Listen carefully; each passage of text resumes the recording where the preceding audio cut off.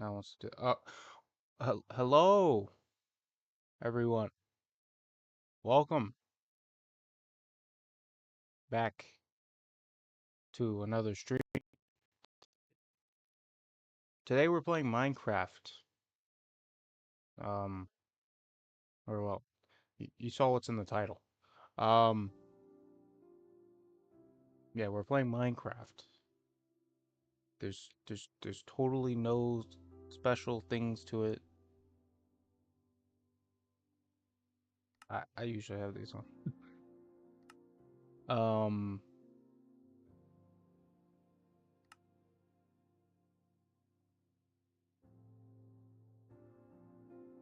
is is my microphone having a stroke?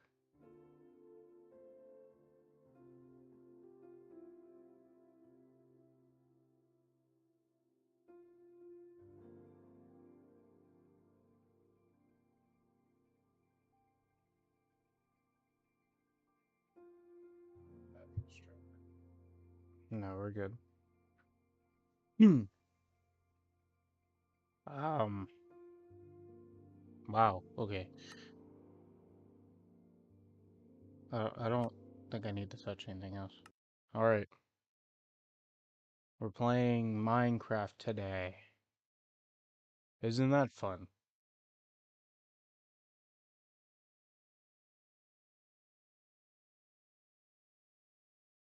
Yeah. So depending on how my computer acts when the shaders load in, well, when the game loads in, I'm gonna either remove or keep the shaders. Yeah. Um, I've technically only ever played this mod pack like once.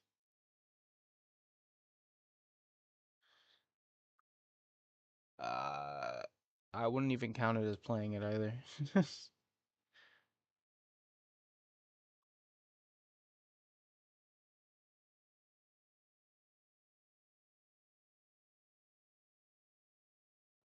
The longest loading screen ever.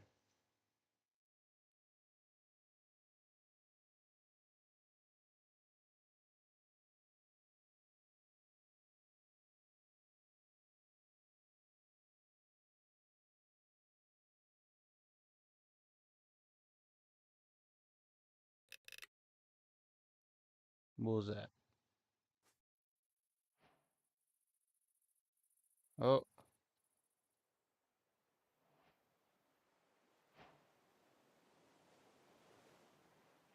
this is not gonna work. Wait. Yeah, no.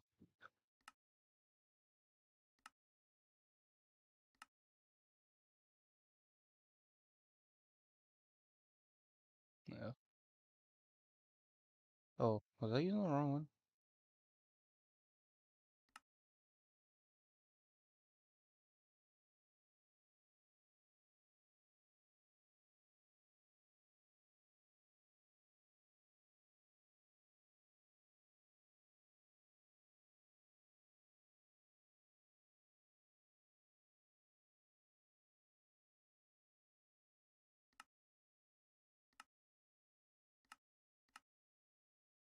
Hmm. Put it like that. No.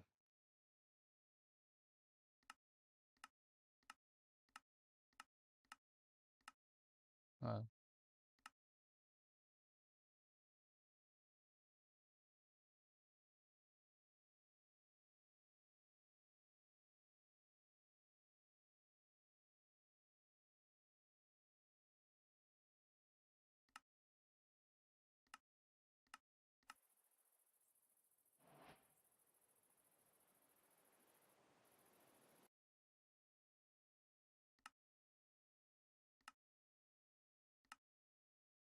do we gotta do this the normal way?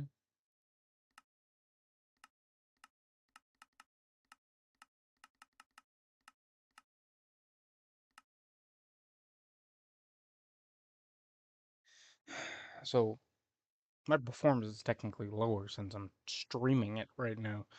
So I'm not really surprised that I have to keep fucking around with these settings. So at some point, yeah, I'm just have to not use them. That's fine by me. All right. Normal Minecraft. It's not too bad. Why is...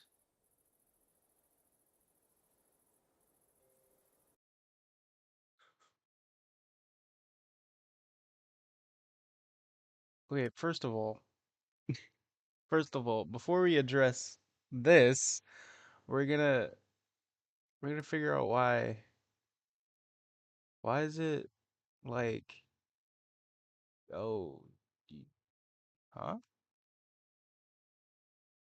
What do you, why are you so weird looking?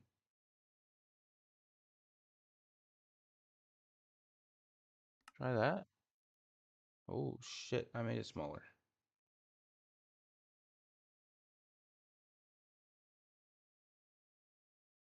Hold on, I'm fixing it. All right. All right. This is some bitch basic Minecraft gameplay. Okay, this looks bad. I,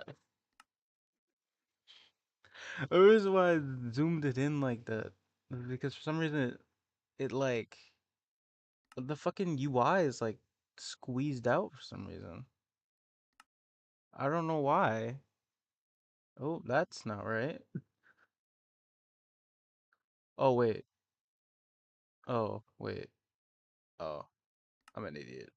Okay. What the fuck? Wait, is that right? I think that's right.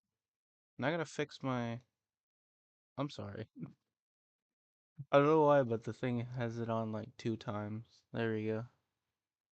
Nope, I closed the wrong thing. Okay, there we go. Okay, second of all, bro, are we are we not gonna question that? All right, let's just play Minecraft, bro. We're here to play Minecraft. That's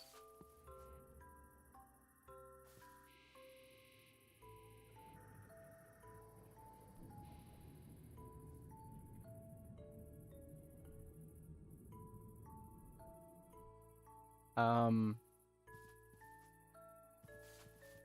I I have to go that way,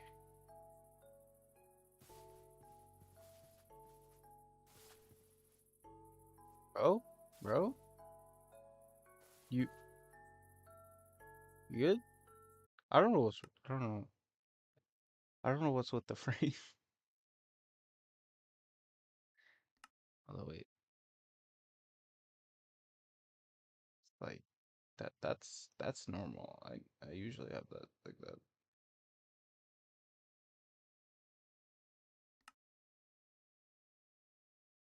Oh, I shouldn't have cloud as fancy.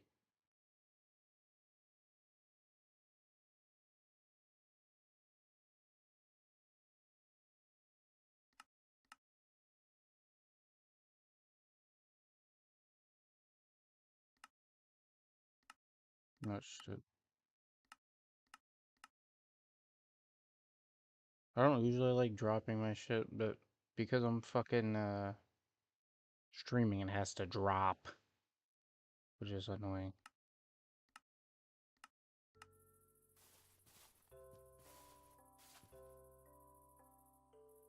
Um, you know what? We're just gonna go this way. We're just gonna go.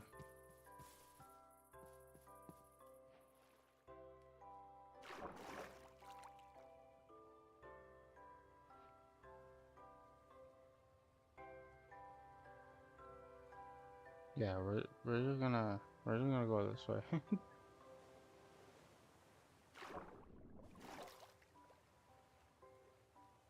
Look at that. That's nice.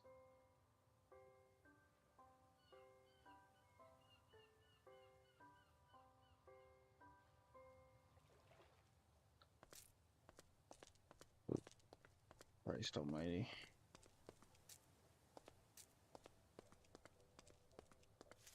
Alright, time to do some normal Minecraft stuff. Despite the frame drops.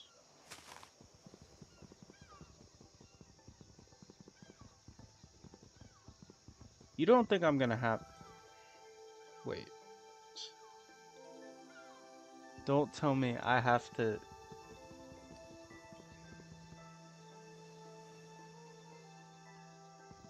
Does this mod pack have that dumbass mod where I have to... Where I need an axe? I'm not... No. I'm not doing that. I, I'm... I'm not doing that. That's the answer. I'm not doing that.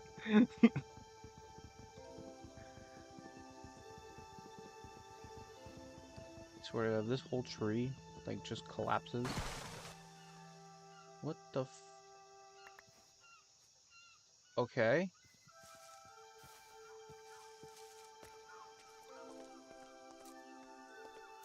Wait, is the physics mod in this game? Excuse me? How did...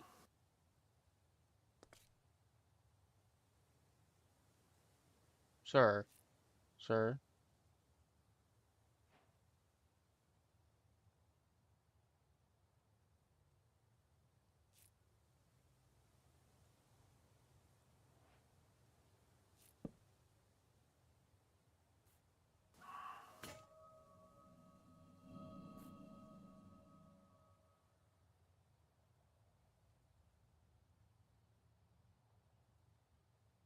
What was that? Dude,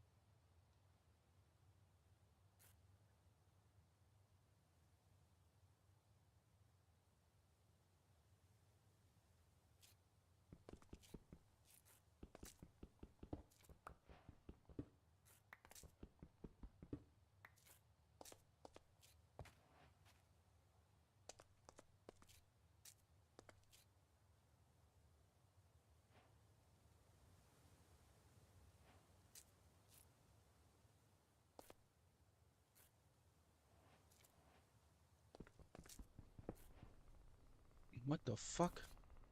Oh, uh, what? Oh, okay. This is weird. I don't know what this... I don't know what's in this mod pack. I'm not gonna lie to you. So, I don't... I... I don't... That doesn't look nice. Hold on. That doesn't look nice. That doesn't look nice. You know what? I'm just gonna set these.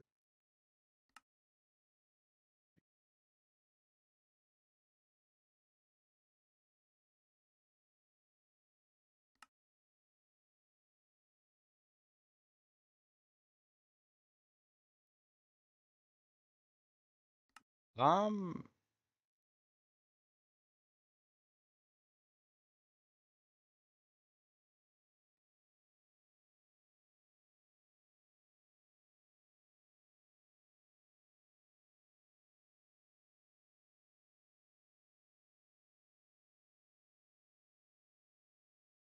only animated textures determined to be visible will be updated and provide a boost of frames.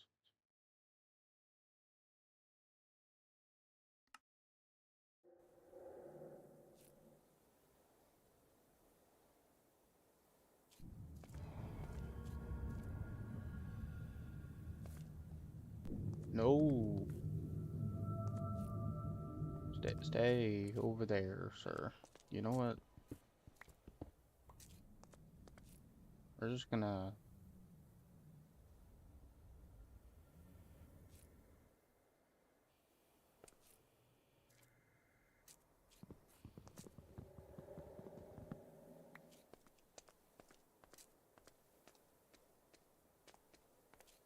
Yeah,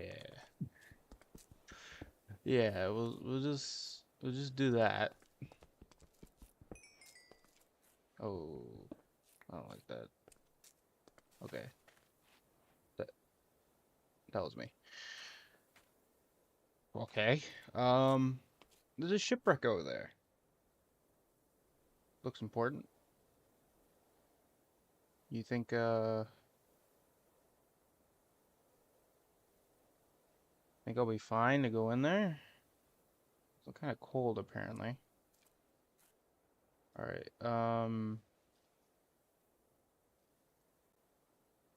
Whoa. Whoa. Okay.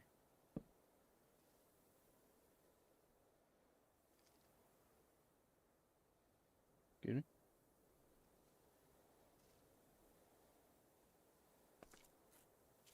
I don't know what that black thing is.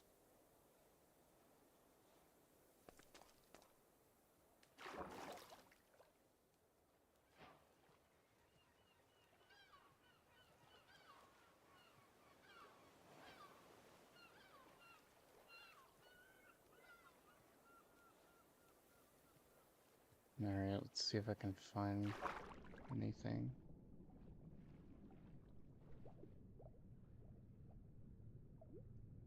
This is not gonna work, bro. Okay. Okay. I guess I won't do that. Is is it following me?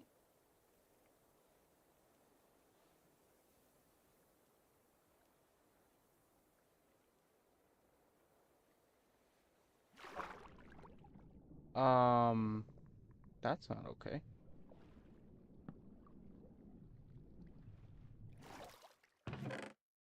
Ooh, backpack. I need that.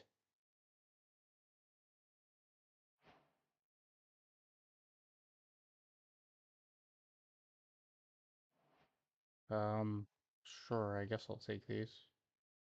All right. Let's go.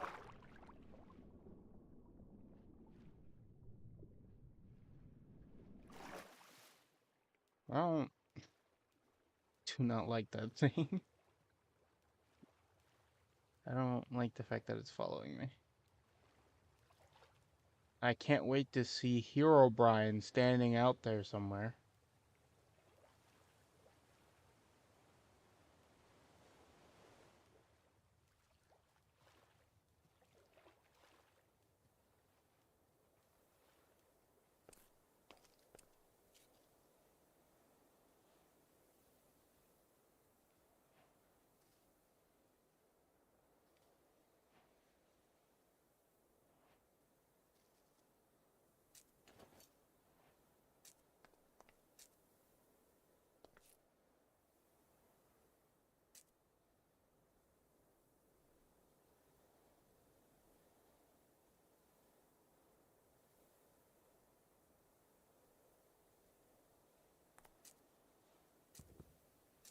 Fuck, it's almost nighttime.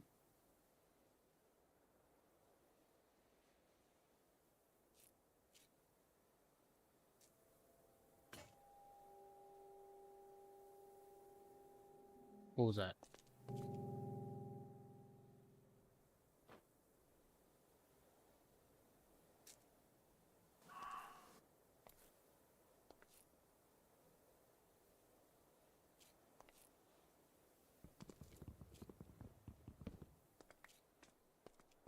Okay, we're gonna have to do this the hard way.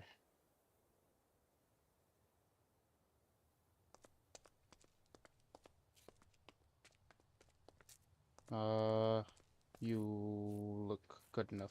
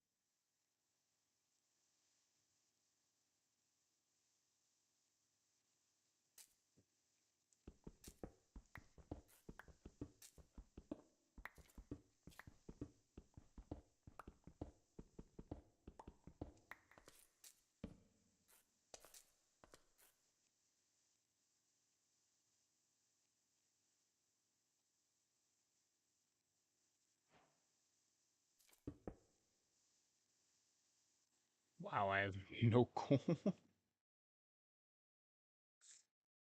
Oh boy.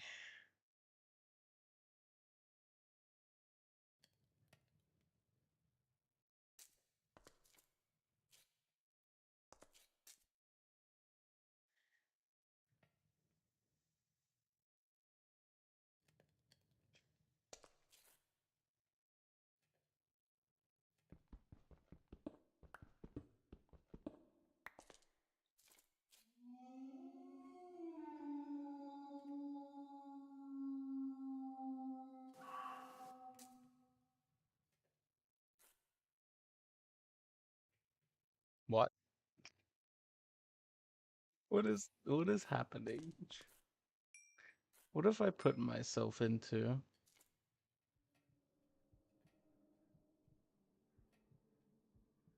Bro? What's happening? What's happening? What's happening? What?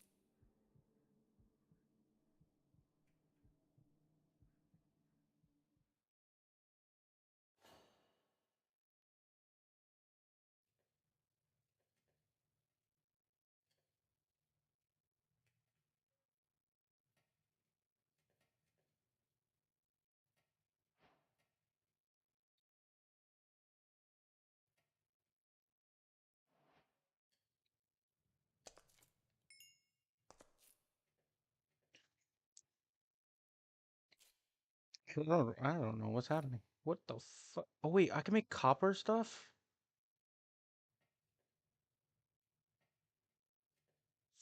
Fuck, I didn't know that. I probably would have grabbed the copper thing.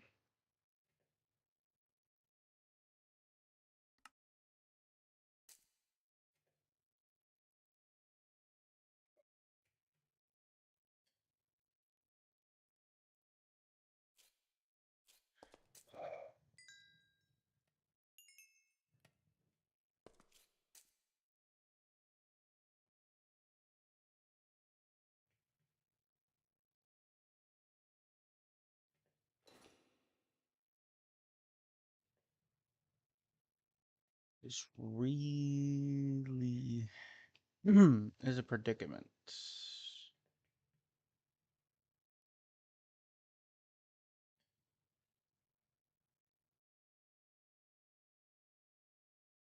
Okay, I had sticks.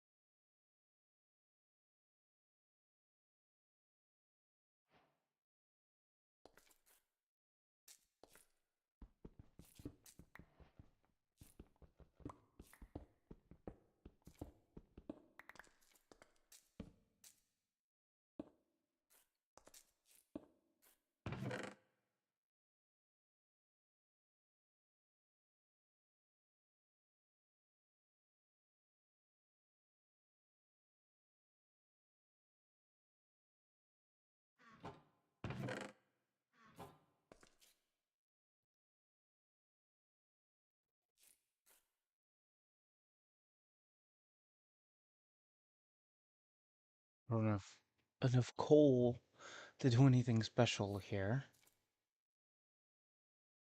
Hmm. So,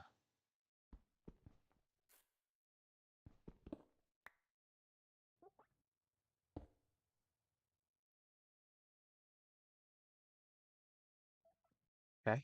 I'll wait a bit more.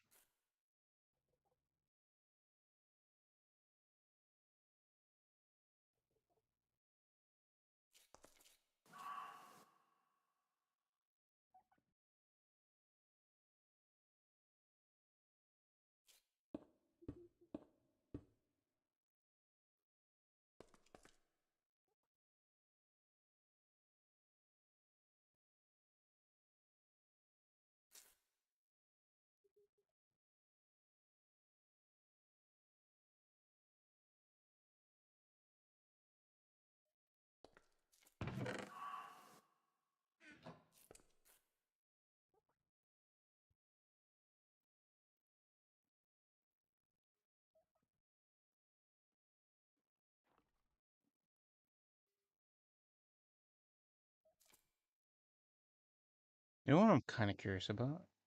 What is happening out there? What is happening out here? Ooh,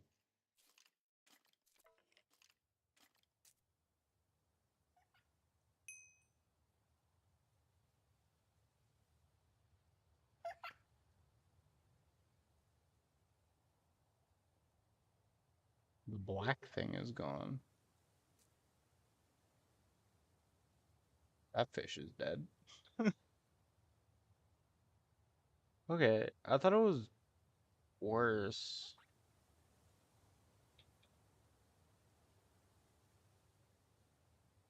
Okay. Um, let's just. Oh, well, that was cheating. Now I feel bad. I didn't need to know there was a thing here. Oh, I have a health. I have a thing that says something's health. Can I disable that, please? Thank you. Sorry, I was just curious to know what was out there.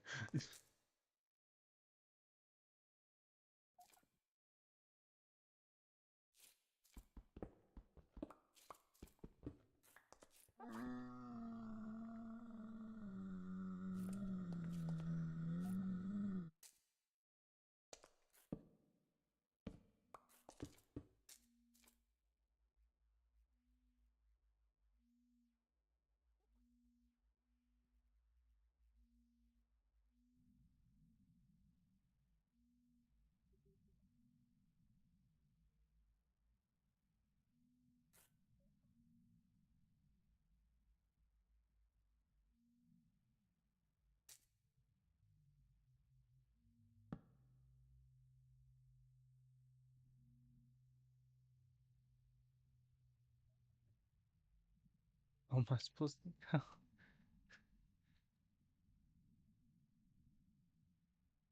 How am I supposed to tell what time it is? I'm using this. I don't care, bro. Okay, okay, all right.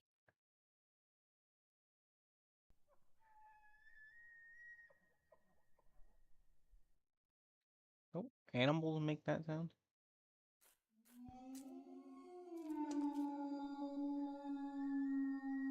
Okay, fair enough.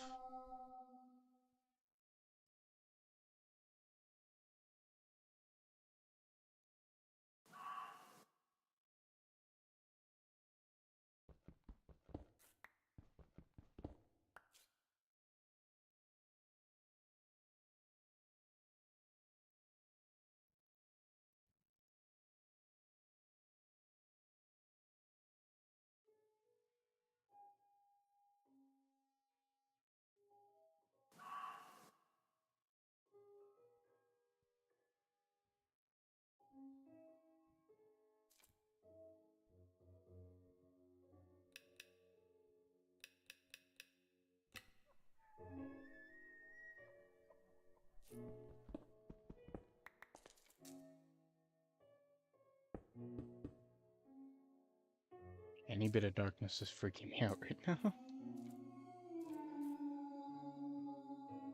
What is, what is that?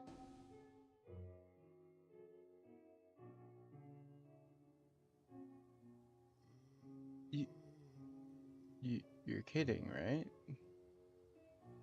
Oh, I, I didn't mean to. How do I? Oh, there you go. What? Ah, how am I supposed to?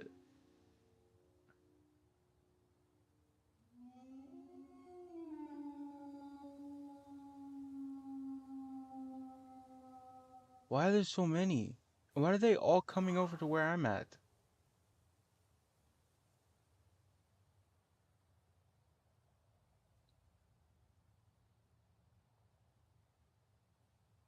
Um, I don't know if it's necessarily safe for me to. Are they following my camera? Uh, is that a? Okay. Um, Hi. You're all staring at me. You,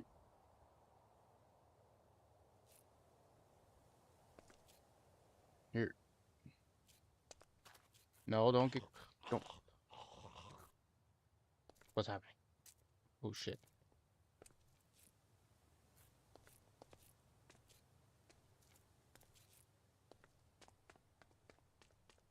Okay, okay, okay.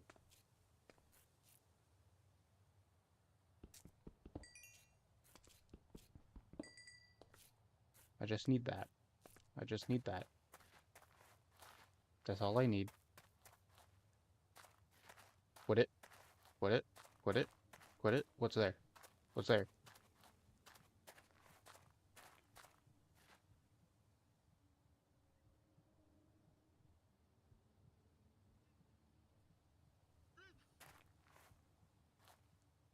Okay. Hey, how's it going?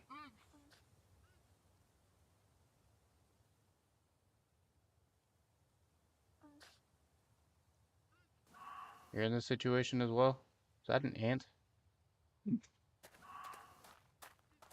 Alright. I guess I gotta go through the forest.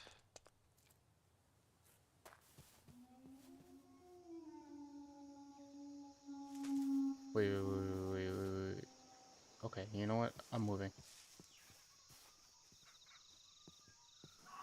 So, this forest is a little laggy. This is not very nice. What's going on down here?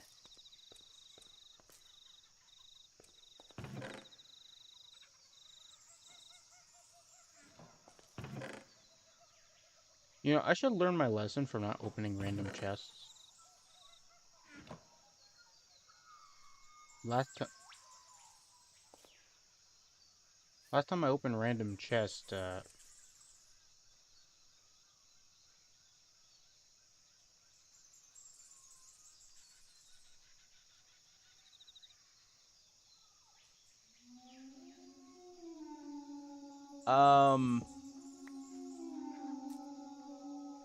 why are there so many?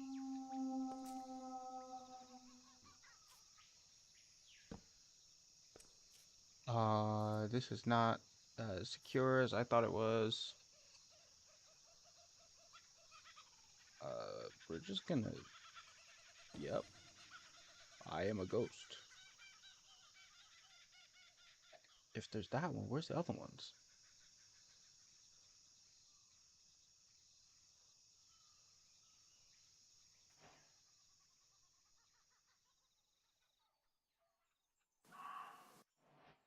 This might be cheating, but I'm kind of trapped anyway. Um, so what I'm looking for is just a normal biome. I don't really see a point in doing anything else. That looks dangerous.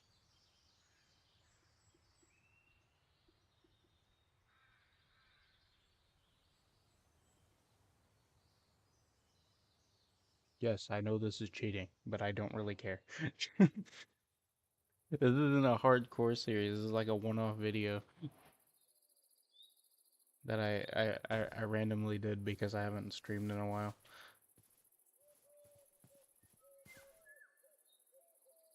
There's a lot of kangaroos. There's also a dead person.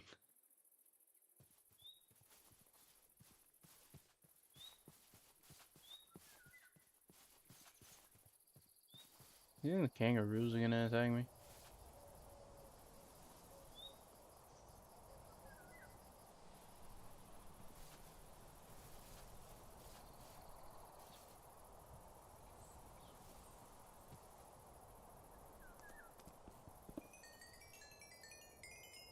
What? Okay.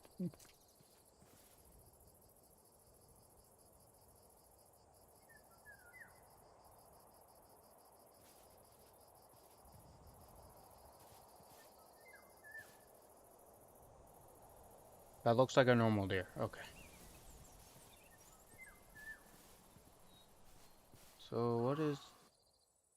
So what is this? I don't know why some of the grass looks... I mean, some of the leaves look weird. What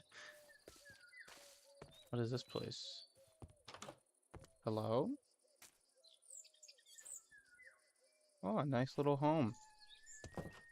I'm claiming this as mine. Oh, what happened? Oh,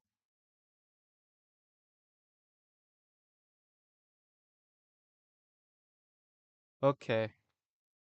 I I guess I won't.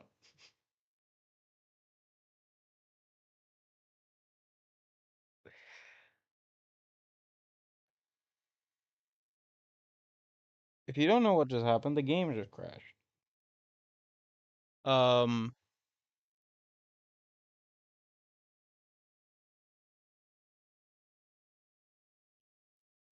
the the game just crashed. Uh, and I'm assuming it's mostly because of the fact that I was playing while streaming.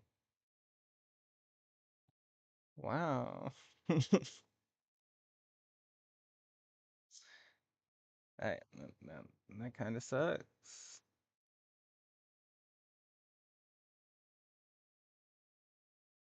You wanna know what I just thought about? If I like normally recorded this game, I'm sure it would run fine.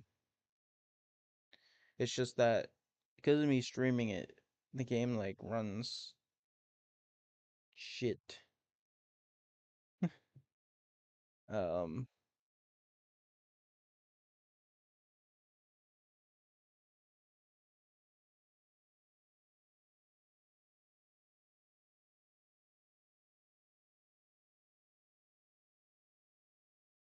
you know what? Since since there might be a chance that this just crashes again, I want to get some nice Minecraft ARG suggestions. And if not, we can just watch nice ARGs ourselves. Or just normal ARGs, I should say.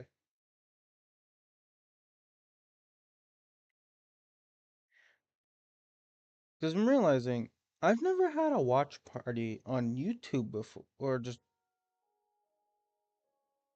you know what I mean. I've never had type of things on YouTube before, at least not as of yet. And it'd be nice to start doing that type of stuff since I can just react to content. Oof, well, excuse me. Fuck.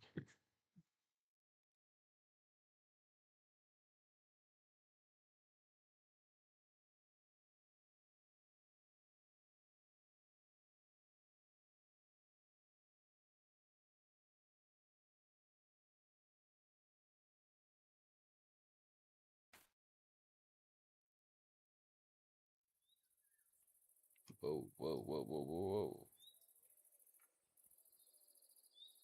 Do you need me to like wait here for a moment? Game? Okay, we're good. What is that, kelp? I think it's kelp. Alright, so this is my house now. I claim it. I claim it as such. Yeah, I'm sure it's not entertaining to watch me struggle to move in a game that shouldn't be very hard to struggle in. Okay, you know what? Where where is it? Where is it? Where is it? Where's it at? I know you're here somewhere. Where are you?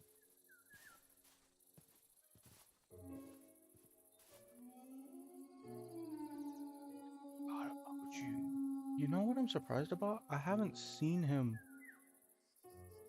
I haven't seen him yet.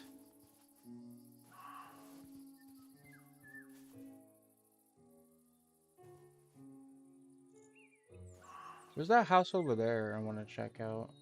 Because it looks like it might be the most safest. Cannot be. Uh-oh. What happened?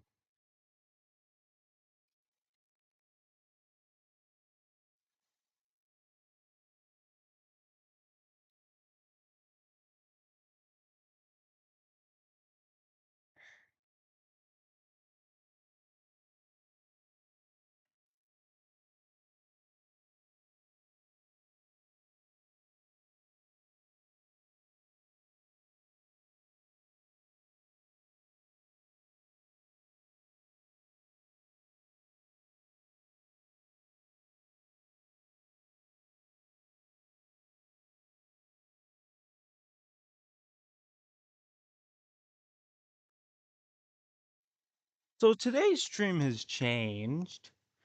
I wish I could change the name of it. I, hold on. I can just open this.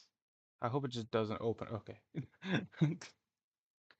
I thought it was gonna open in on the main screen so that you can see this shit, but thankfully it didn't. Um, YouTube Studio. If I've gotten any comments recently. Oh shit, I did. Oh, never mind.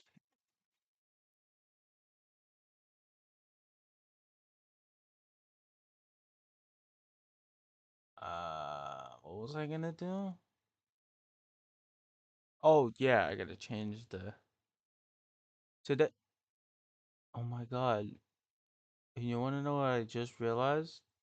I've yet to I've yet to stream the next episode of my modded Minecraft. It's whatever. It's whatever. It's whatever.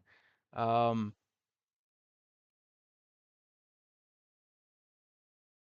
this is now uh scary y YouTube stuff with Zane. That is now the name of the stream. How do I save it? There we go. Huh. There we go. Let me just shit. Wait, there we go. I'm just gonna do that and then have it open on the YouTube.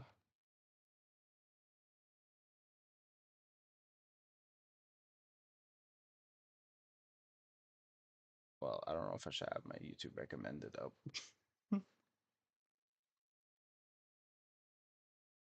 Ah, fuck it. I don't care. Oh wait, you can't even say it. Never mind. All right. So I want to now. This is where I would open the Discord and well, open the YouTube channel Discord and start looking through the chat on there to see what you recommend because you can't really send links on a YouTube thing. But I have yet to make the YouTube Discord. Well, I started on it. I just never finished it. That's a conversation for another time. Um, so for the for the people here, I want you to send me links for analog horror series, scary videos,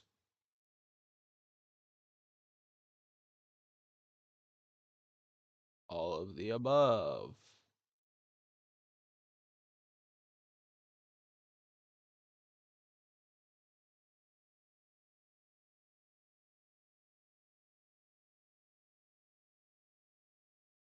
Well, it doesn't have to be Minecraft, but if it's Minecraft, that'd be cool.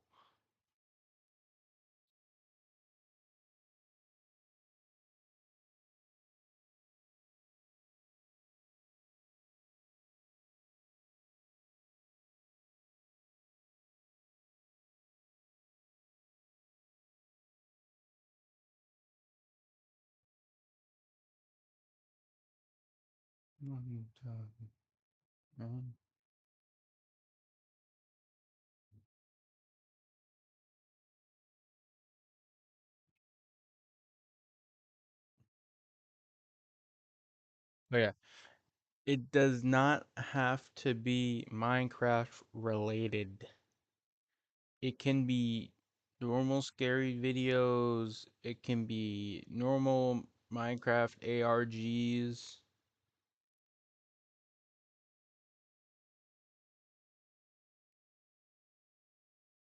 Like all of the above.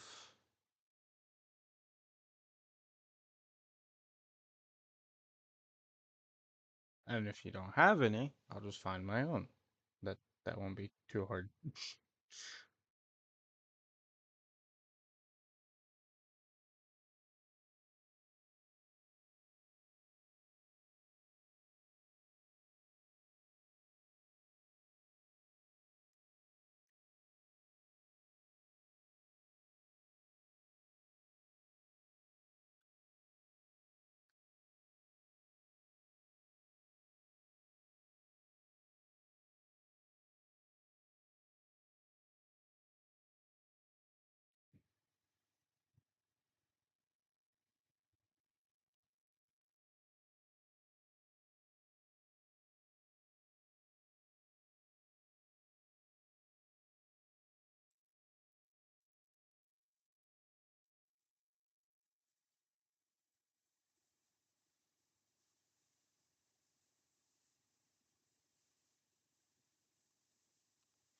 Let's start us off here with something.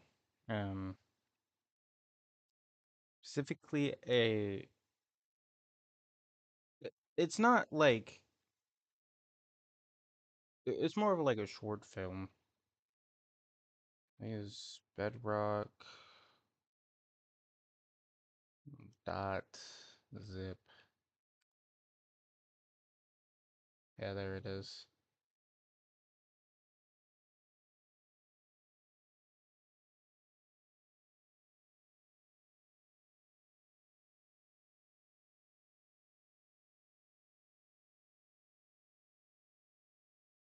Oh wait.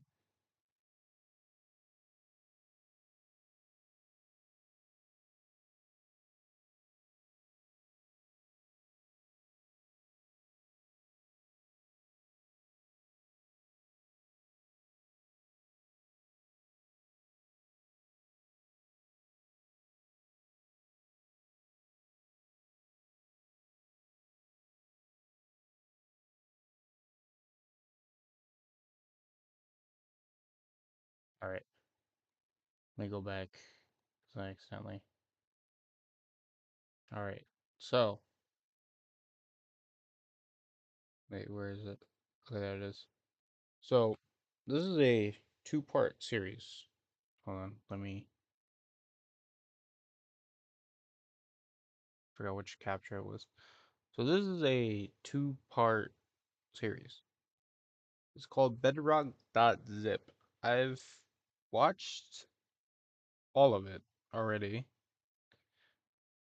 but this one is a basically Minecraft film, quote unquote. Um, it's not supposed to be like mysterious or anything. You can tell it's like a, like a film, whatever. And basically, his channel is multiple videos that are like this. Um, and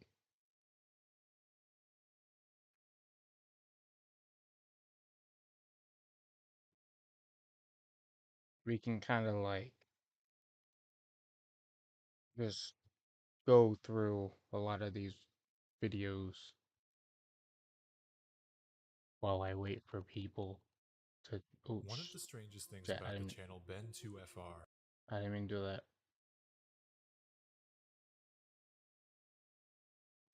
I didn't mean to do that. So first, we're gonna start off, of course, the one I mentioned. So, this one here. It's a Sunday, January 21st, 2018.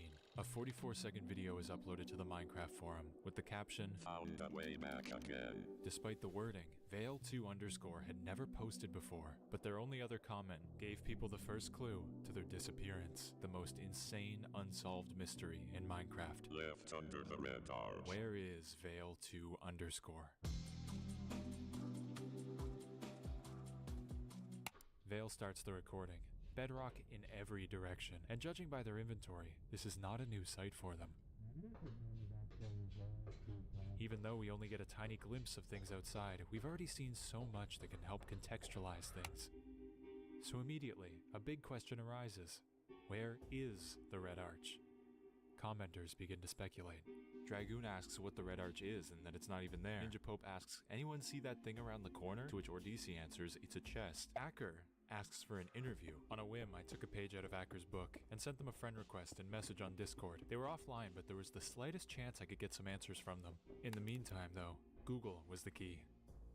Nothing popped up on images, save for a few different Bedrock escape rooms, some random help requests, and lots of generally unrelated things, until one picture caught my eye. Wait, no way.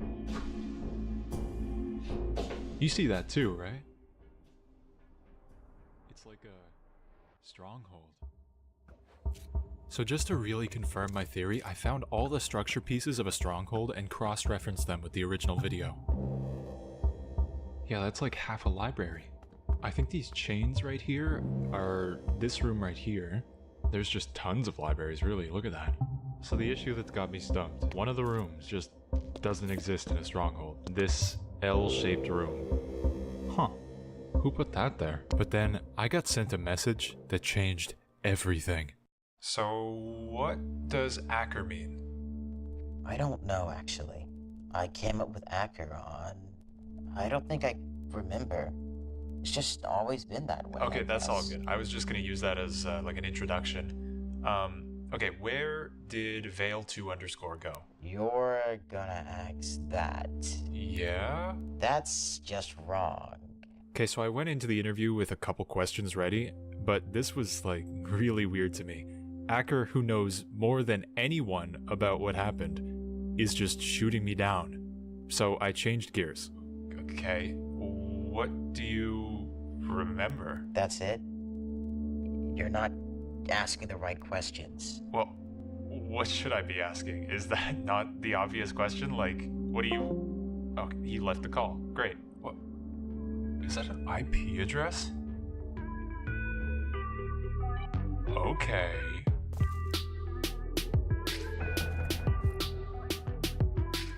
Veil's server was normal, just a bit old. The place looked like one of those buildings you would make in the first version of Minecraft PE, like when you only had bricks, glass, and like wood. It must have been 10 years old. And yet it was still online. I checked out all the bases, but the only one that had a sign said it was Wraths, so no lead there. But there were tons of structures to check out. One pyramid had bedrock on top, there were some super inefficient stairs, there was this structure. Even weirder was this castle that had the brightest bedroom I've ever seen. Overall 10 out of 10 server, very sketchy. I just love the monument to greed sitting right next to spawn. Is that all gold? Holy. But when a skeleton killed me and I couldn't find anything, I came up with a better plan. I should find the stronghold. 1.12 makes the whole beating the game process a little harder, but with some resources from around the server and an hour or two of free time,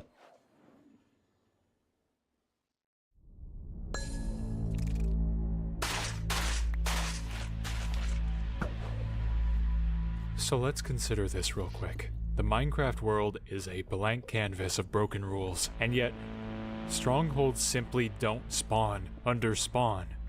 That was the final nail. There was something useful down there. I started by once again cross-referencing the room pieces by memory to see if any of them were out of shape, like that L-shaped one, or if I could find a similar area to Veil's video before they walked into that room. None of them were shaped like it. None of them were out of place, except one room at the bottom of some stairs.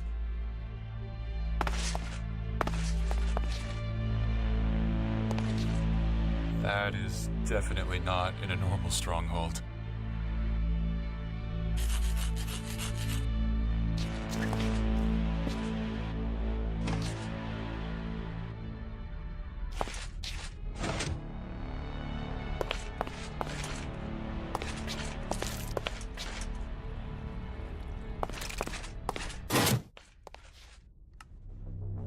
What the hell? What the hell?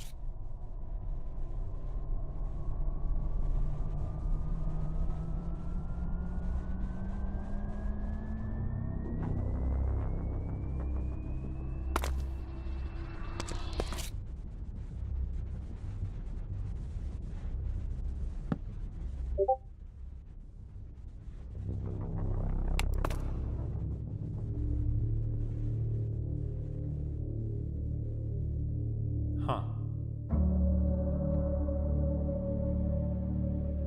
Upon opening the world, my guess was something in this bedrock stronghold thing would be able to lead me to Veil's whereabouts, or give me some clue to know if he's okay. With an empty inventory, I ventured out a little bit. Okay, the height of this room would definitely pop above the surface by now. Despite some reservations and, you know, the fact that Veil went missing because of this place, I knew I just had to find that L-shaped room. Okay, it definitely looks like a stronghold. Just a little more cramped, because there's not exactly a way out. What the fuck? What the That's not there. There's no way that's there. I put those chairs there in a single player world. Who is f***ing with me right now? It was hard to grasp how this happens. Like, even if it's just as simple as placing blocks, how are those blocks getting placed in a single player world, and why do they match my single player world? I wanted to see if I could just break a path around this room, but cheats weren't enabled.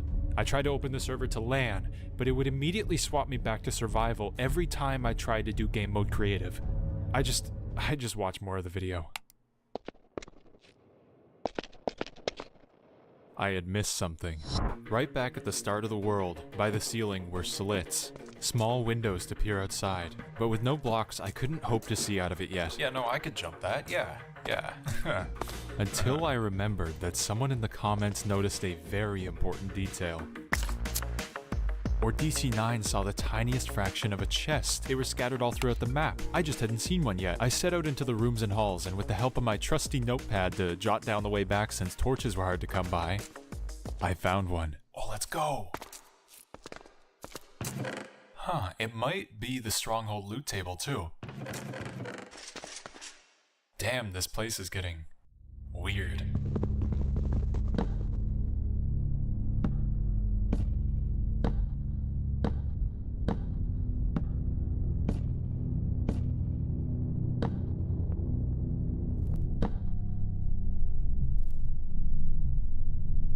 Those are my interview stairs.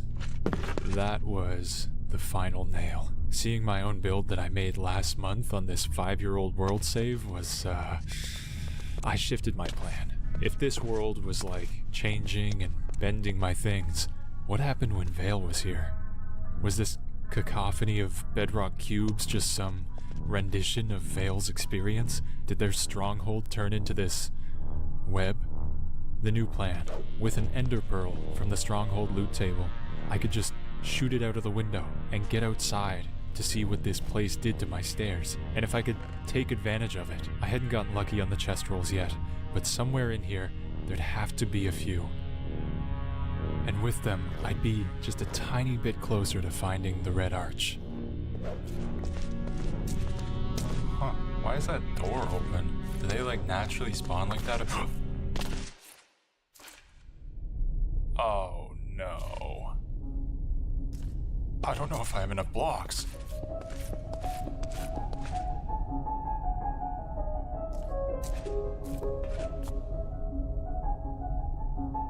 Oh wait, hold on.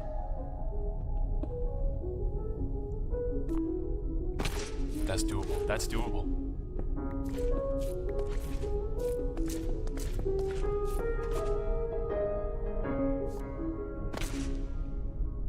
Okay, please.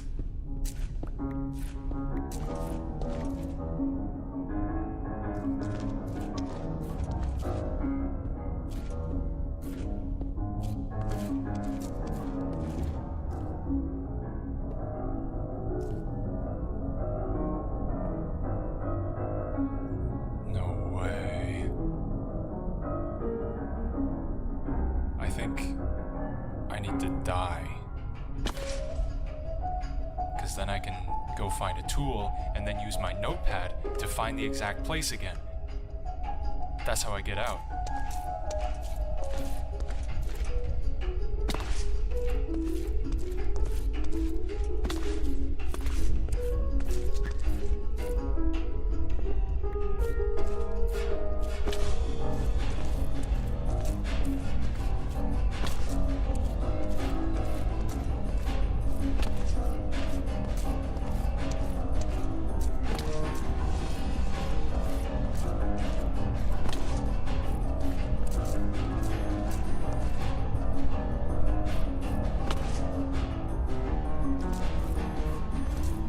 This place is not trapping me that easily.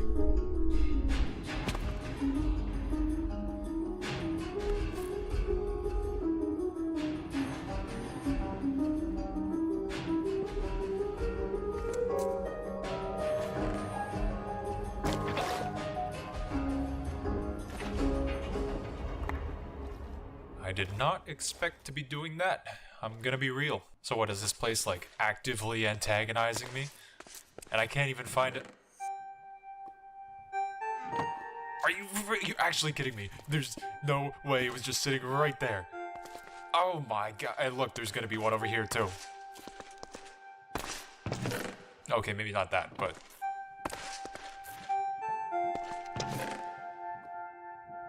I think I'm just gonna go back there and drown myself. Okay, whatever. Now I can, like, actually use the notepad and find my way back. Even though I had used the notepad for an unintended purpose, the intended purpose was to read it backwards and work my way to the library tower from there. It was on this backwards journey that I really started to wonder and worry about certain things. That door into the stair trap, why was that open? In fact, some of the doors in general, even back on Vale's SMP, they were halved. That's not just a coincidence. Was this a message? A footpath on the bedrock for me to sniff out? To be fair, I'm guessing you couldn't leave footprints on bedrock, but you get what I mean. I wonder what the right questions even are. What did that guy mean?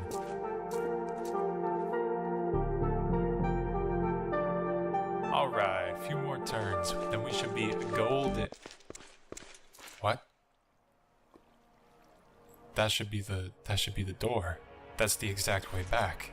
What? Somehow I just knew this would happen. I was lost with no way back to the window. Wrong. There was still a trick up my sleeve that this place couldn't steal, and all it took was one button. I had gotten video footage of the library's coordinates. It was about a 200 block trek to find Z, and from there I could spin a left and go find X marks the spot, you know? Oh. Yeah, I'm not the best at this jumping thing.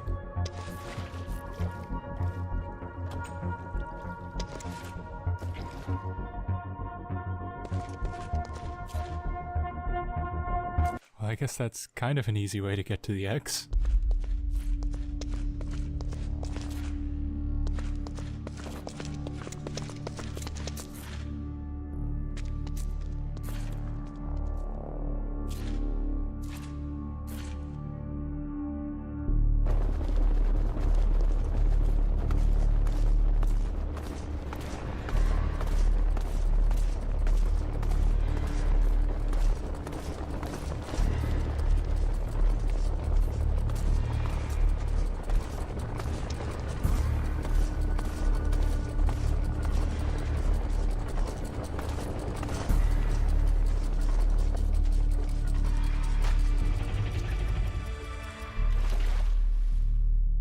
Whatever was going on here, I could only take this as a sign that I was making progress. The closer I got to this answer, this red arch, the closer this hellscape got to trapping me. But I've got more resilience than I can handle, and for me, this was a sign to never stop.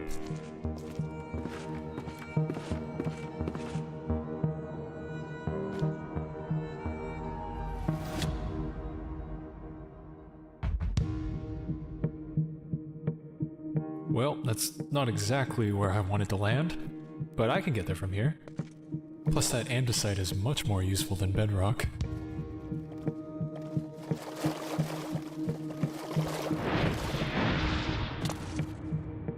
What the hell was that? I don't even want to know. Okay, I want to go check that door that the sign was in. It was 7 from the right and 4 from the bottom, if I remember right. Or if I remember left.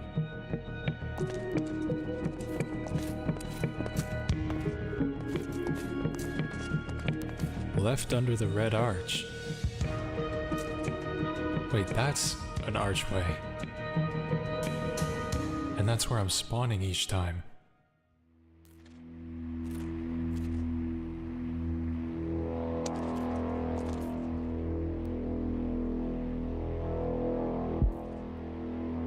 I just need to go back, get inside, and go left, I guess. But I am not going near that water.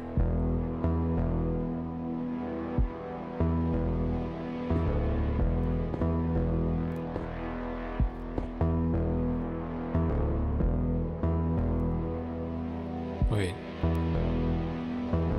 Something's breaking my bridge.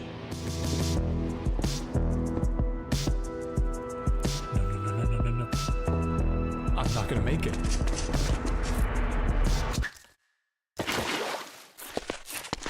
Holy hell. Vale is gonna have to pay me good for finding him. This is not worth it. And now I don't even trust stairs. Uh-oh. You know, that's one way back. I can just use this place against itself. Oh. Huh. Okay, it's just a minor setback. That arch hasn't moved, and it isn't going anywhere. I've found my way back before. I can do that again. I guess I just have to keep an eye out for mobs now, though. But hey, I'm resourceful. Just follow the coordinates, get back, and go left under the red arch. Left under the red arch. Left under the red arch. There's no way. 1 obsidian, 1 block, 2 TNT, 2 pistons, a lever, a trapdoor, a bedrock breaker to get under. Now, getting those is a bit of an interesting challenge. Blocks are easy, and obsidian is possible to make here. The fountain rooms have cobblestone, but I have andesite too. Hell, I can even use cobblestone for a lever. Pistons take iron, redstone, cobble, and wood, which I can get from libraries. Turn those into sticks for a lever, and grab a trapdoor. But the issue, TNT. More specifically, sand. That doesn't naturally spawn anywhere in here, and without it, I'm down... Actually, wait a second. That might just be sand. I'm definitely gonna save that for last, though. The creepers were the easy part, so I just had to get enough wood to... There's never been any wood. Wait, hold on. I get thrown back into survival when I try to do /game mode creative, but what happens if I just /give myself wood? Yo, nice.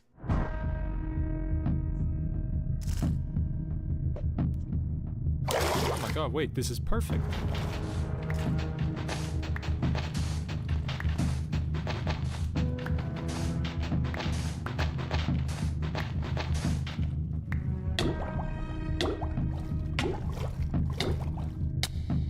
Jeez, okay. Well, I'm not swimming.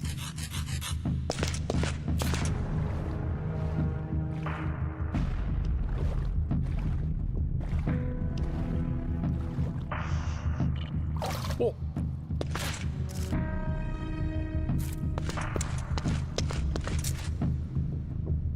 Oh, weird. This is just left from the door.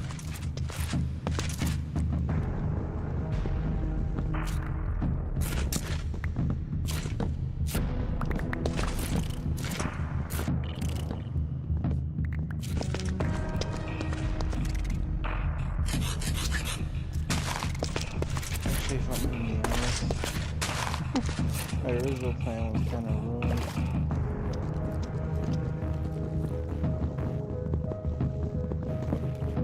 Okay. Only 2 TNT. That is 1 try to do this. 1 try to go under the red arch. Please.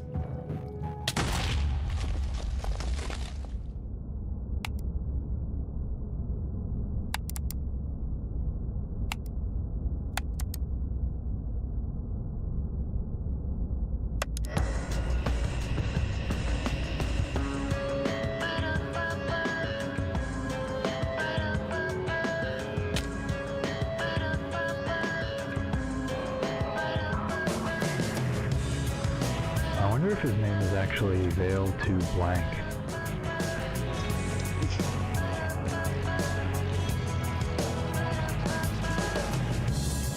Come here, pretty please. Can you tell me where I am? Is that it? You, would you say something? Am I supposed to go left after I step through? Need to get my bearings. I'm lost, and the shadows keep on. So, Val2_, what's the deal with this video? Is it some type of map? It just exists. It's a place, an idea, or maybe just a video. I'm not sure yet, but this thing, Odyssey 8 or something, sent me. There's something there. But what? Why look for it if you don't know what it is? It's just worth it. I don't know if you get that. Well, what's the get? You're not asking the right questions. Okay, then tell me, what are the right questions?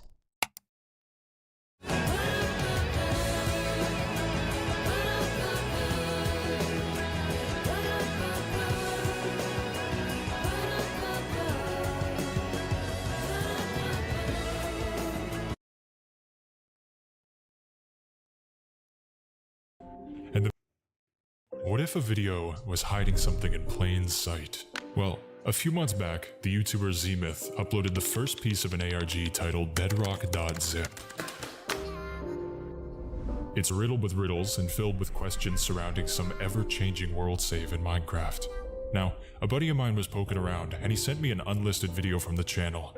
And not only is it genuinely disturbing, but a few of its key secrets explain everything about bedrock.zip. And like every other answer, it's sitting in plain sight. So let's really debunk this ARG. Man wanna beef, don't know what the stakes is. Broad daylight, do a nigga on a day shift. Free scales, got him living on basic. The video is called The Fly Trap. It was uploaded about 2 weeks after bedrock.zip, which, for context, has Zmyth contacting someone through an SMP to get this cursed Minecraft world save.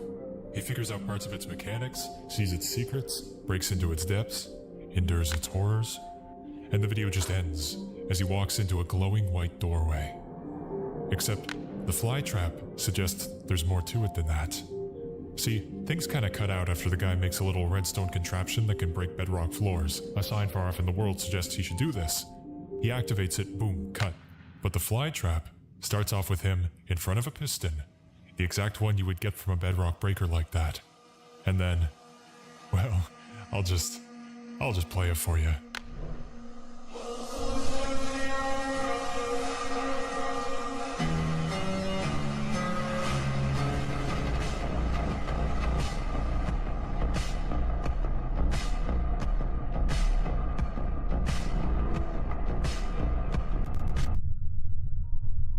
The video is 44 minutes long. It doesn't cut, it doesn't loop, it doesn't make any sense. To go from world height down to bedrock normally, it takes 5.5 seconds. This video is 2,339 seconds long. This even calls back earlier parts of bedrock.zip. After almost being crushed by a hallway, Zmyth falls down a tall library structure we constantly see. And later, while bridging to it from outside, he drops again. He just keeps falling.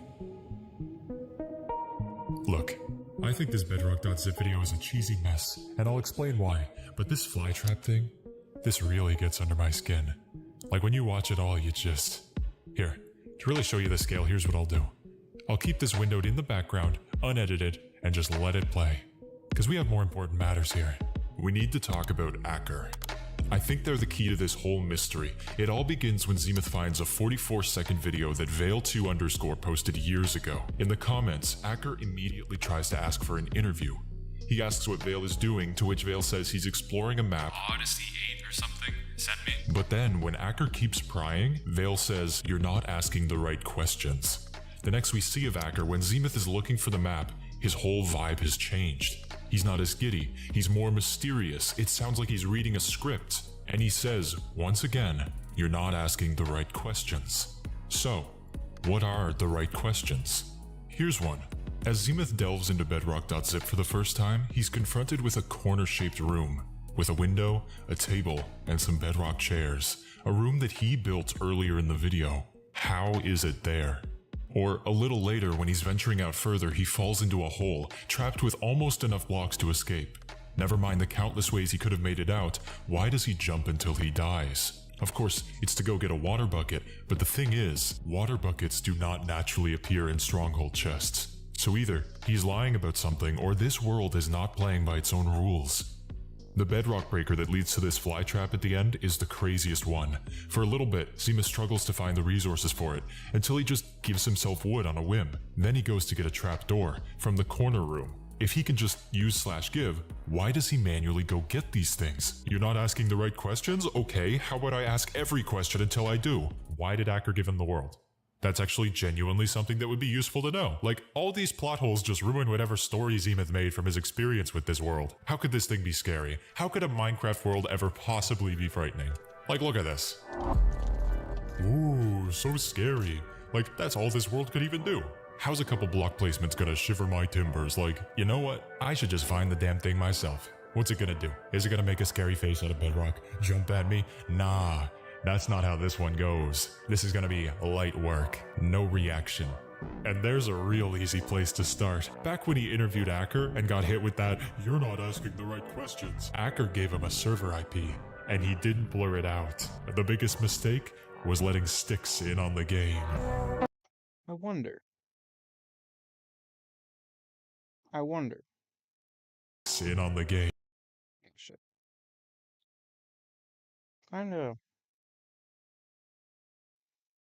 Kinda curious. I don't know if I don't know what version of Minecraft that would be for.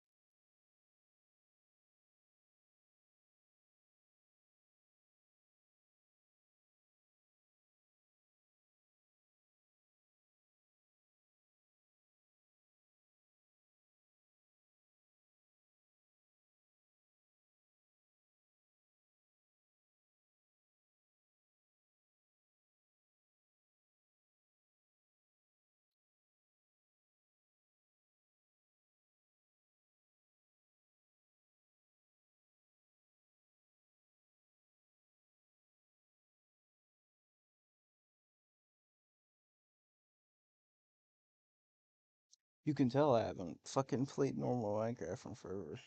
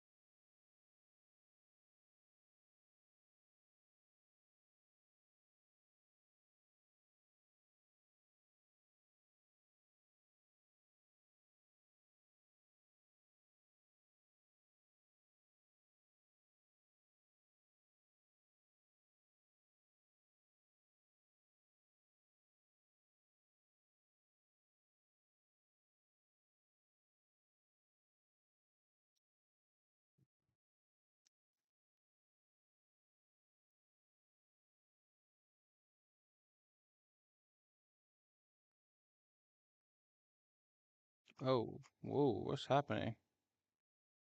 Oh,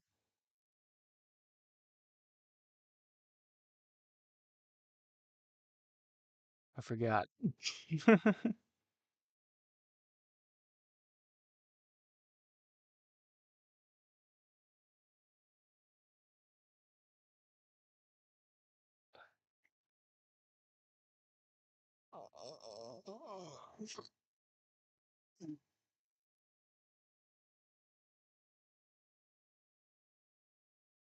Press enter to enable the narrator.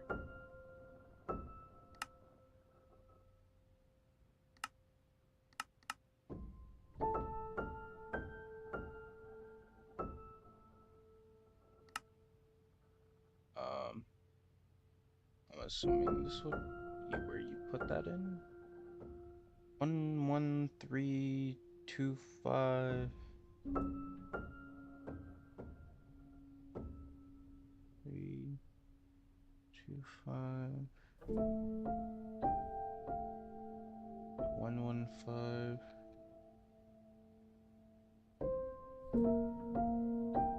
186.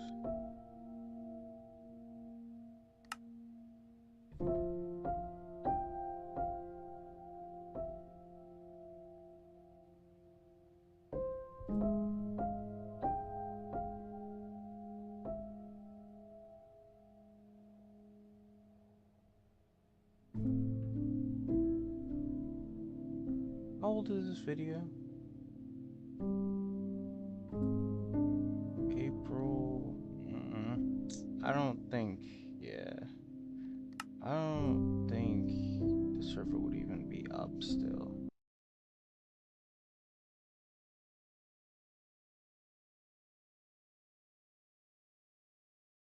Even if I had it the right way, I don't think the server would have been up.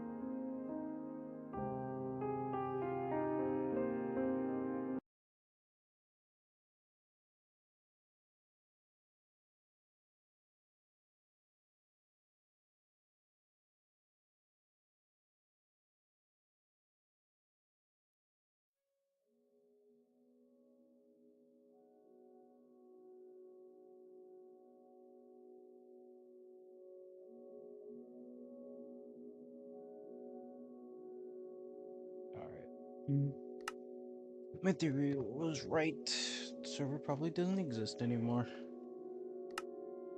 Alright. I'm actually going to go look at a different one.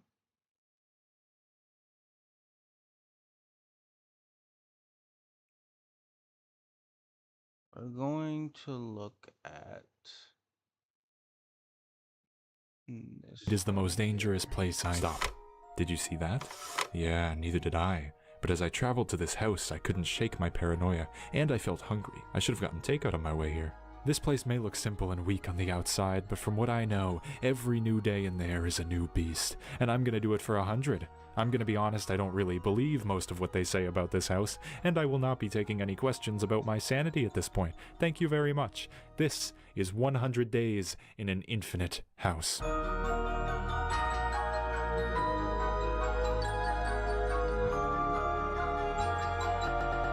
A few days ago, a friend of mine sent me a world file to this house. She knew I liked to explore Minecraft, but I had no clue what I was in for this time around. And looking back, oh man, this was a mistake. Nevertheless, my goals were simple. In 100 days, I wanted to explore everything I could and understand what goes on behind these walls. I've even heard this place may even house some sort of creature that lurks in the corners and in plain sight. What the?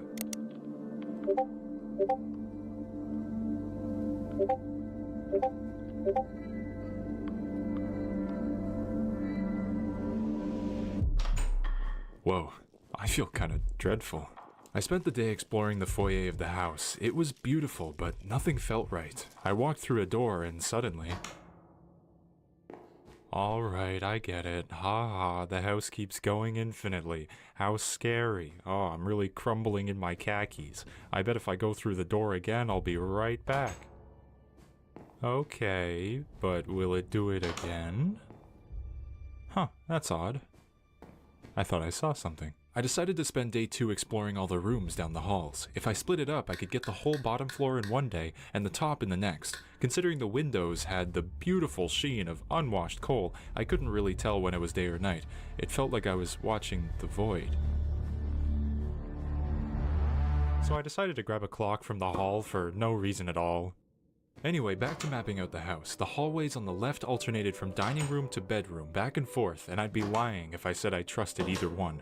The right side was a bit different though. This is when it started to set in that this house was much bigger on the inside. These halls had 6 rooms each as well. Obviously, there was the looping door, but after that there was this room of chairs. Like, I'm alone in there. Why would anyone need that? Another one was just a section of road, and then there was just a broom closet with a weird shape.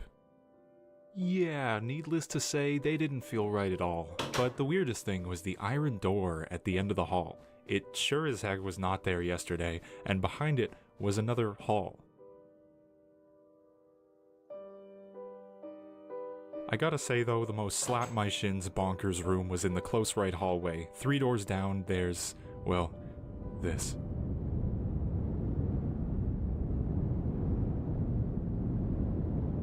It was weird. I was in peaceful mode, but this place made me hungry. I knew I would need blocks to pass what I decided to call the gap. I had time to look around though. After all, there was still a whole second floor to explore. But when I went up the stairs, I expected more hallways. Then I turned right, and the stairs kept going. Nothing ventured, nothing gained though, right? So I walked for a while, and when I got to an opening, it was the foyer again, with no hallways, and the stairs just kept going past that still. I spent a while just going up, and I finally found a door in the stairs. Come to think of it, there were a lot of weird doors and holes, little danger holes. This hallway was way weirder than the others. It made my skin feel like a tarp tied to a tree on a windy day. It just kept snaking back and forth, and all of the doors were either empty or led to the same hallway, and then it went up. I couldn't exactly keep going after that. So I checked some more doors and found the gap again. I was becoming less and less of a fan of the gap. By day 4, I knew I needed blocks to get across, and I was ready to find them.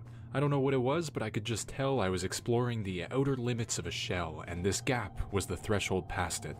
I would compare this house to something like an onion, but onions don't shank you in subway parking lots. I started exploring more doors and halls. I had a feeling that no matter where I went, I would eventually find my way back to the gap. That's just how it worked. I didn't want to break down the walls of this house for blocks, it just didn't feel right. And who knows what a house can do when it's angry. Then I found the broom closet again, but it was so much longer this time. The void above it was now in front of me, and I figured I could find blocks there. This was my second mistake.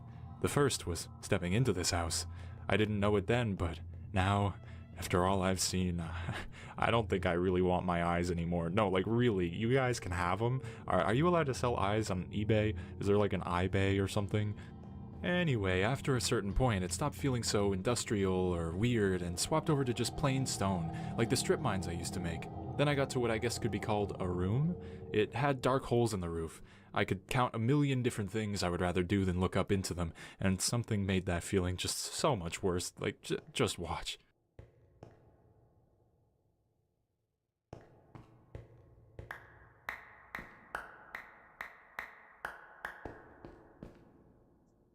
I don't think a joke would make this any easier to cope with.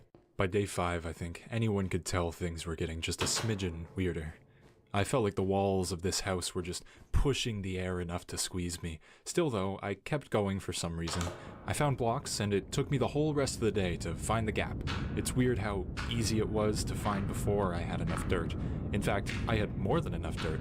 For the first time in a while, I was feeling good.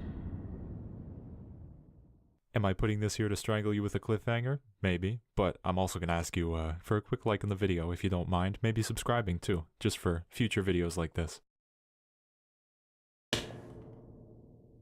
Yeah, you know what? Scratch that. No, I wasn't dealing with this house anymore. Kat was right. This is a horrible trap. You know, hundreds of years ago, the Mesopotamians defined hell as a rotting house. Now I understand why. I finished the bridge and went through the door. On the other side was a walkway, surrounded by the same void that I just had a real wonderful vacation through. On the 6th day, after walking this path for hours, I had time to cope and understand that I had no way out now. If all the doors just led to somewhere else in the walls, then I couldn't trust anything except myself, probably. I did eventually find something in the darkness, though. It was like a gas station roof just standing above the walkway. That was a bit of a nope. It didn't really feel right at all, but I knew once I stepped past it, there was really no going back. The beginning of the end, as they say, except it had only been 6 days and I still had 17 to go. I don't know if it was my paranoia getting worse, but I felt like things were watching me as well. It had been a whole week. Wow. I finally saw a door at the end of the tunnel. Only when I went through did I realize I felt horrid. Waves of dread had been creeping through me like ants carving tunnels under my skin. The only way I could really describe it would be like getting back from a mining trip in your single-player world to find that your chest has moved 1 block to the right. I hate this house, and I was beginning to believe the anger was mutual. I spent most of the first half of day 8 waiting, staring out the window while I waited for the knocking to disappear, trying to get it out of my head, but it just wouldn't stop. It started out in the tune to my clock, which of course had been spinning out of control since passing the gas station roof, but the power of the knock started growing a few hours ago. I was using anything as a distraction, and I sure wasn't going to walk back across that path. Oh, do not go gentle into that good night. Old age should burn and rave at close of day. Rage, rage against the dying of the light.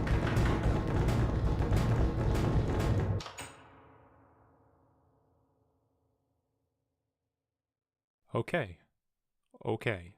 I had seen countless hallways and odd rooms in this house, but I never expected to see entire biomes. I guess I shouldn't have put it past this place. I used some dirt to climb a tree so I could scout things out, but all I saw was fog, leaves, bark, weird floating cubes, nothing else. And when I turned around, my dirt pillar had been broken, because of course it did. Clearly this room wanted to stay pure and natural or something, and I guess I had no other option than to explore the forest. 9 days now. This room was much warmer than the others, which could have been nice, but walking through it became an incredible slog. You could have told me that I'd been in this house way longer than 9 days, and I would have believed you in a heartbeat.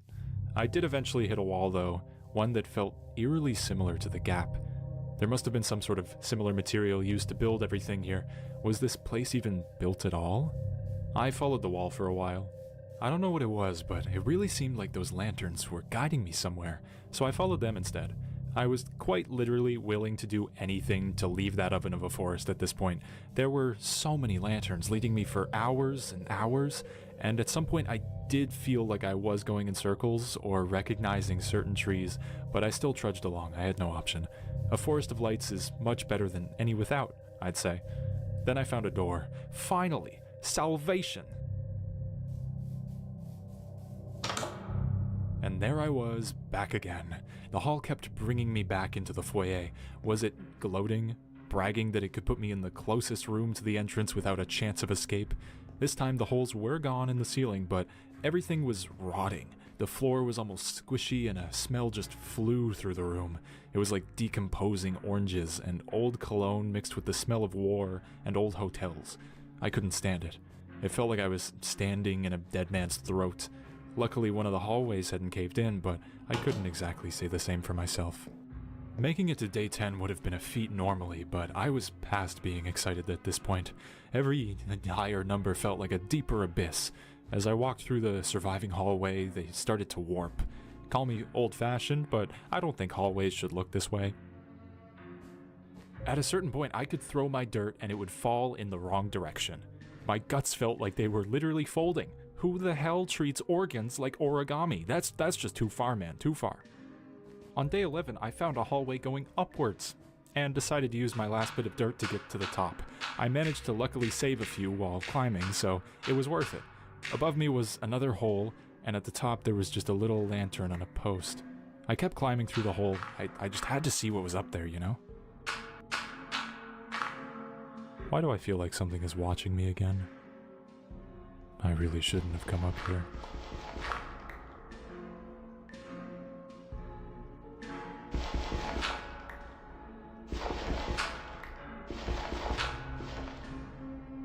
It was day 12, probably. I had to go through a corridor. These seemed to be all around the hallways and rooms of this house just beyond the walls, yet they were a different beast entirely.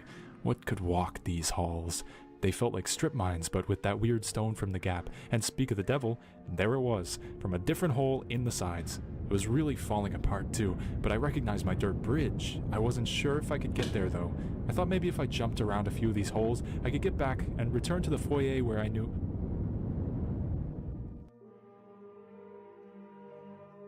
I don't remember the last week. I don't remember how I started falling or why I'm here. Something is very, very wrong.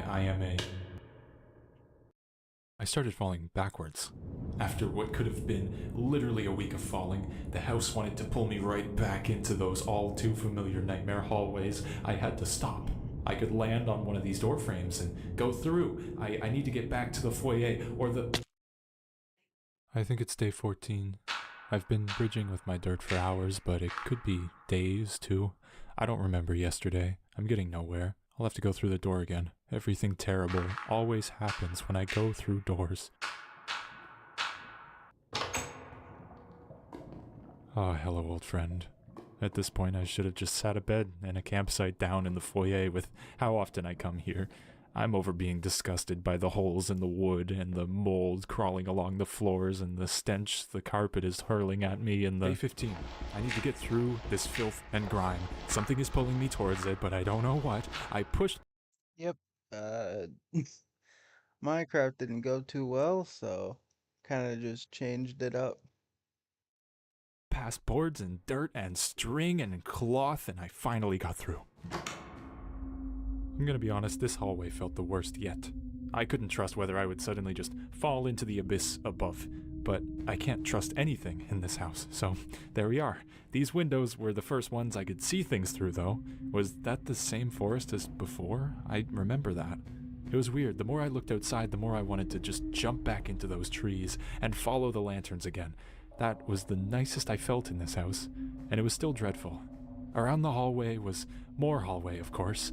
I came up with a simple plan. I could explore it for a bit, but come back to this window and climb down if I couldn't find anything. If trees could live down there, anything could. Day 16. I was halfway or something, I don't know. I hate walking under a dark sky. Anything could be up there.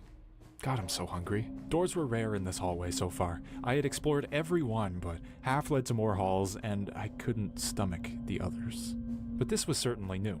I don't know what it was, but I felt safe to sit, rest, and feast.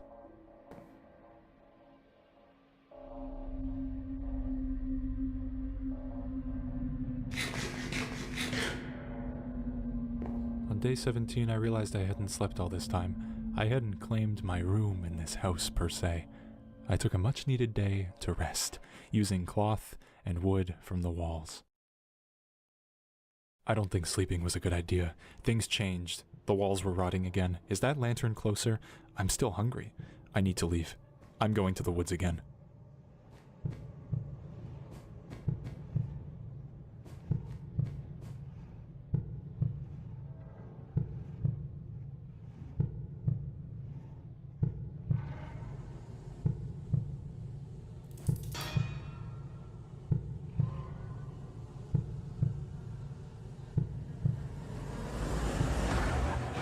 I didn't know what that was, but something wasn't right with it. What moved those lanterns? Where's the forest with the trees I know so well? One more left, a right, two lefts, and a hop. Am I beginning to know this house?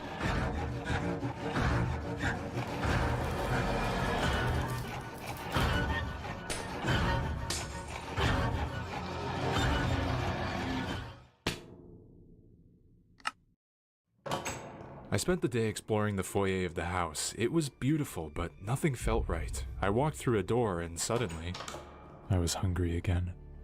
I followed whatever that was. It seemed to have been going through.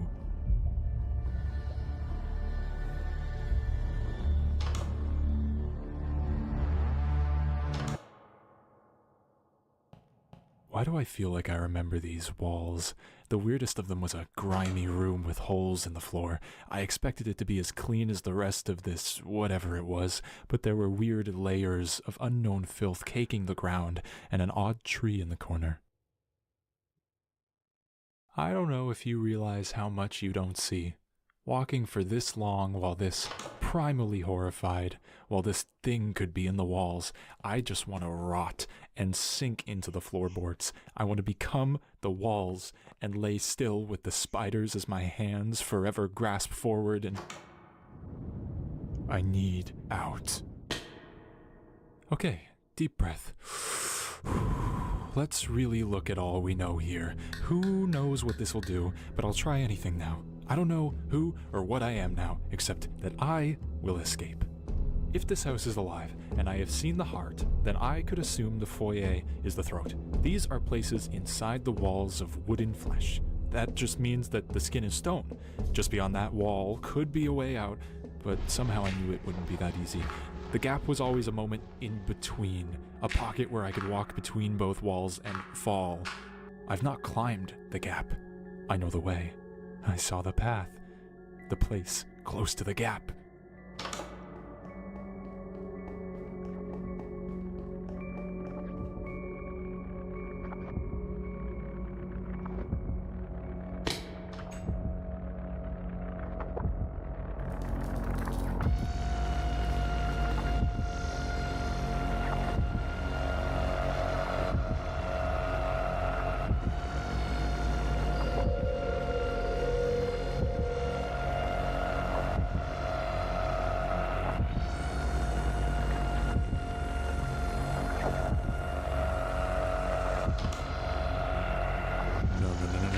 This is supposed to be the gap.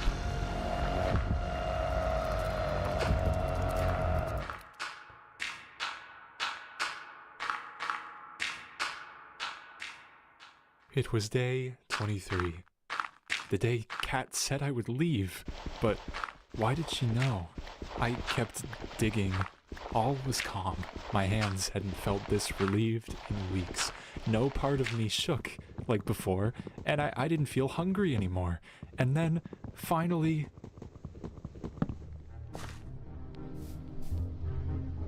This place is, well, infinitely worse. The Infinite House is a world filled with liminal spaces, cursed rooms, and other lurking things. It is the most dangerous place. Stop. Did you see that? Yeah, neither did I.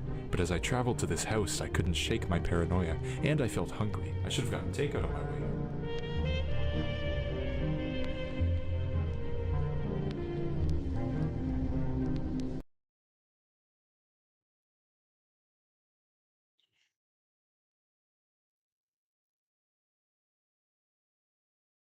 Right. Um, this brings me to another channel that has pretty nice Minecraft short films. Garfield. Oh, Sonic VHS.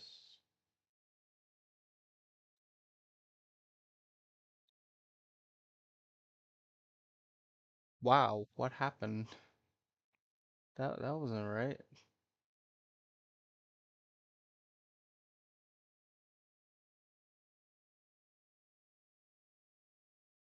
Um, which one? Needle Mouse?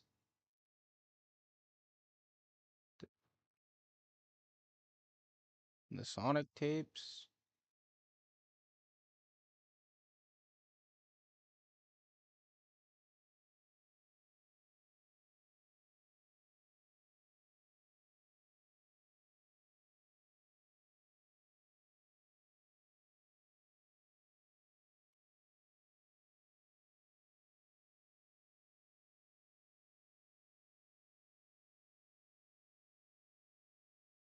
What?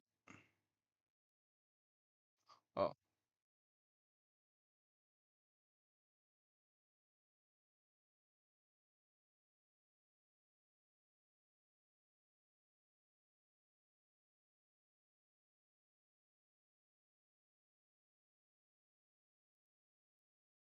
did I say Shin Sonic?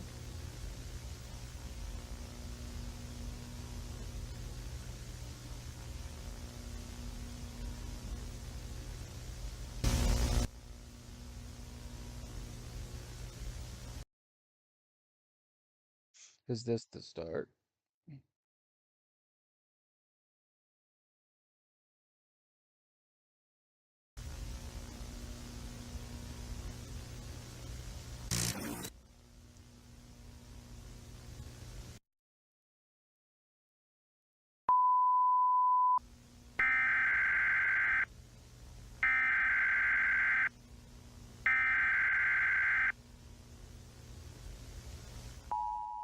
Turn it down a bit. Free. Oh, computer, chill out. Turn me up to max volume so you can hear me. Yeah, and then I'm gonna turn the video up a bit.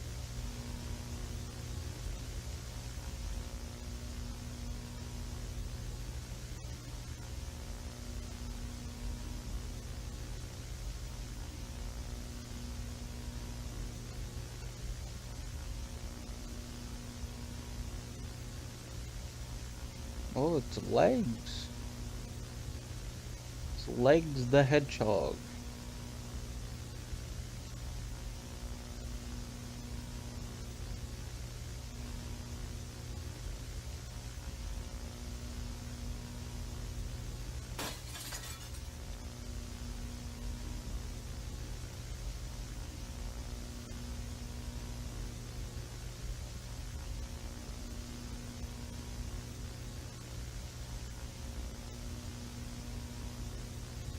It's Face. It's Face the Hedgehog.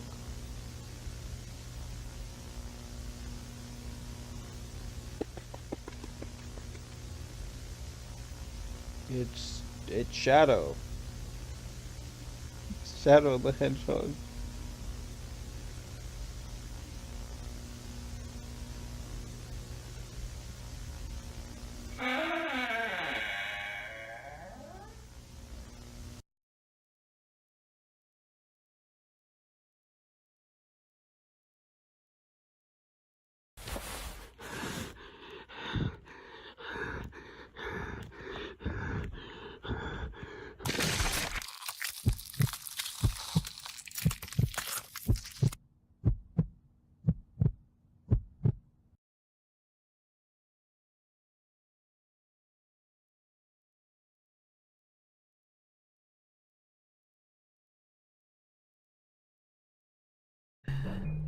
Oh.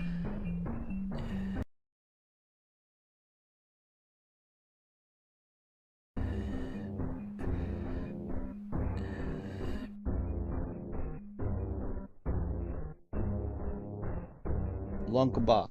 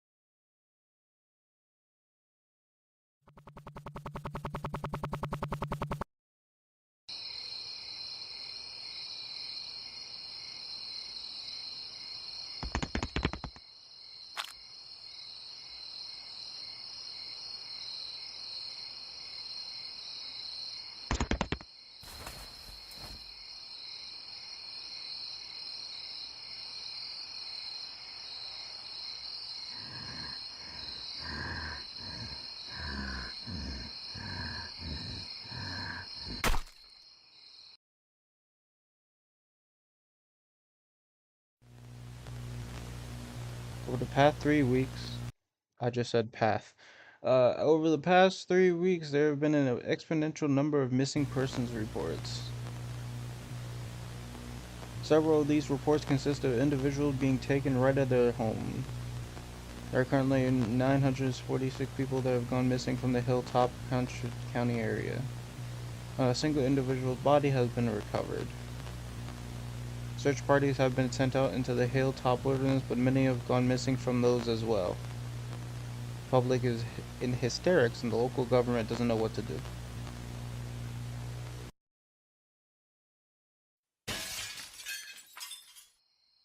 Kaboom. Oh.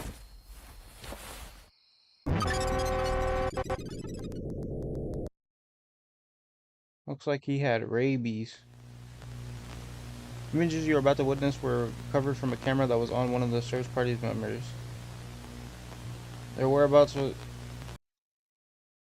currently unknown. The camera was found next to blood trails leading into the woods.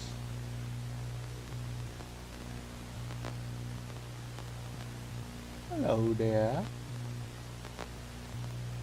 Oh. There have also been sightings of the entity flying through the sky in the late hours of the night. Bro?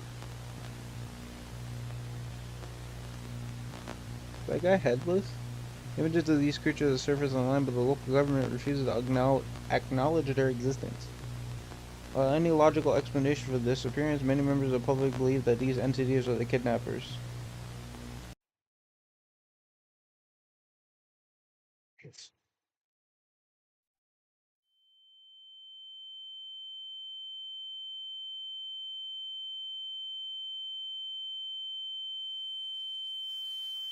Bro is turning into a dog.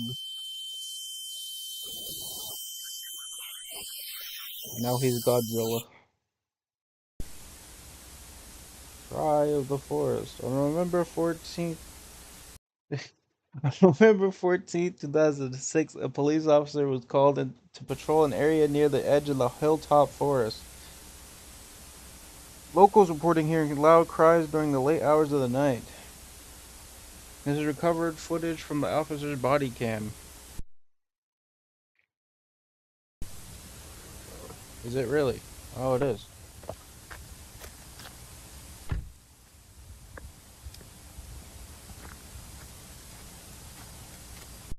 Where's the police sirens?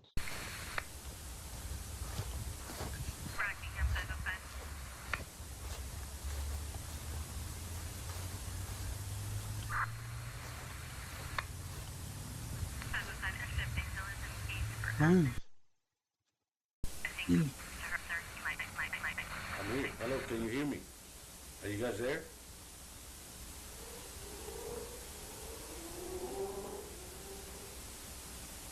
What the hell is that?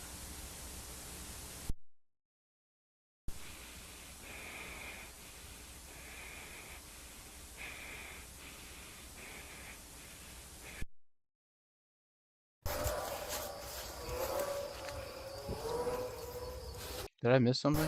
I wasn't paying attention. Oh.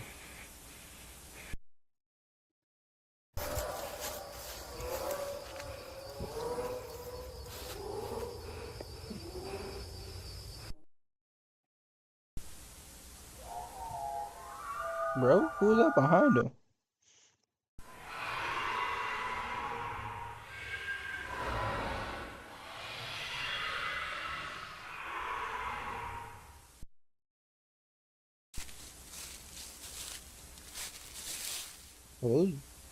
Are those nipples?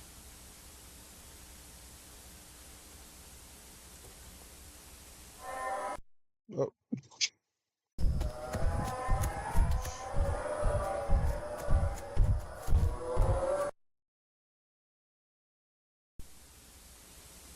Officer's body was found the next morning, placed on the statue that appeared in the footage.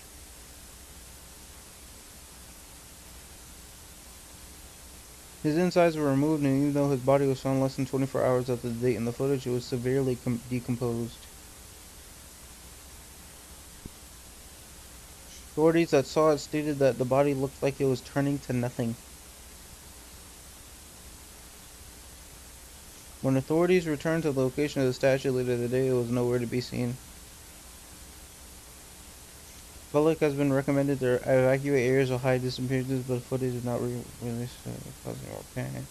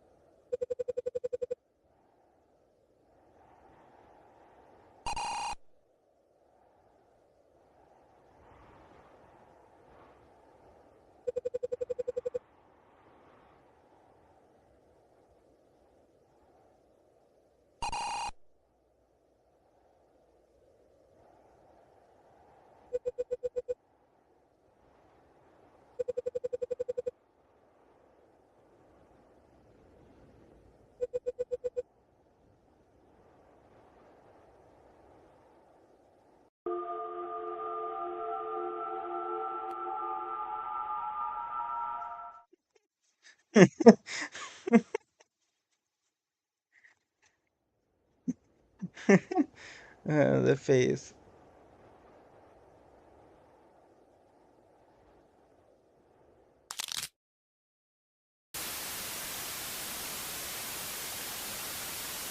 Try to run.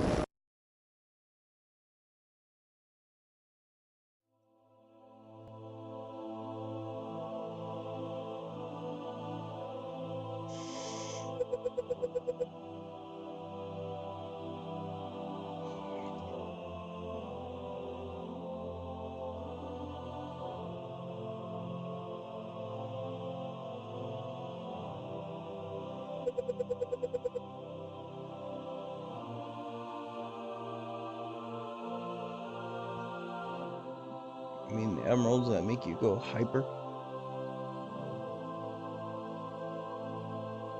Wait. How you go from chaos to I mean, how you go from super to chaos?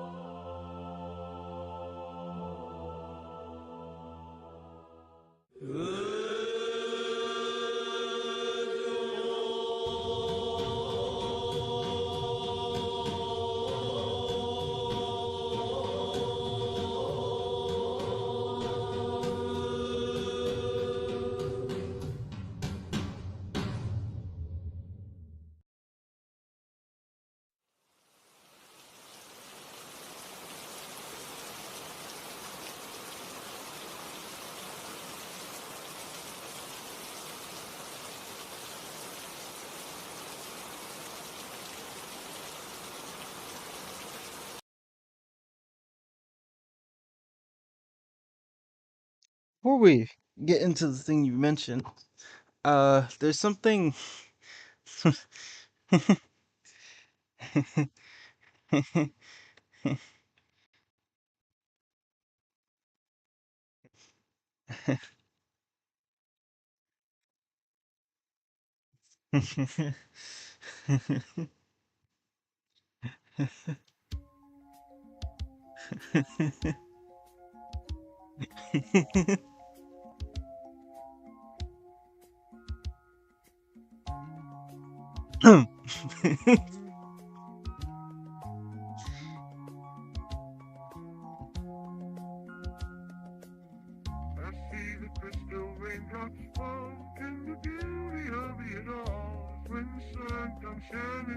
I hate how his jaw moves.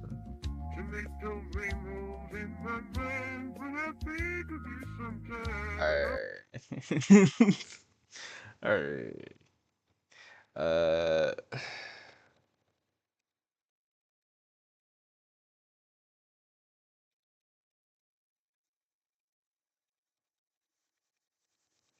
There's a game? Oh, I kind of just wanted to. Yeah, there we go.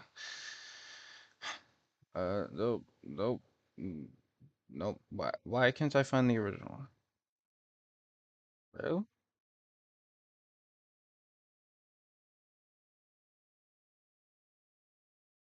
Okay.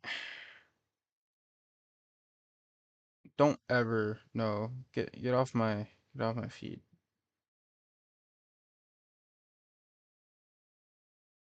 Get off my feet. Get off my feet. Okay. Um.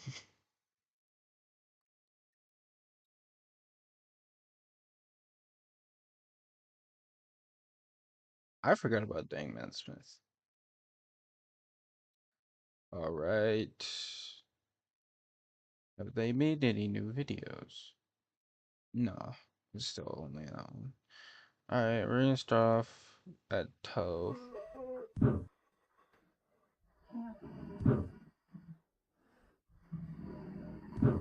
You need a high five, my guy. I got you. There you go.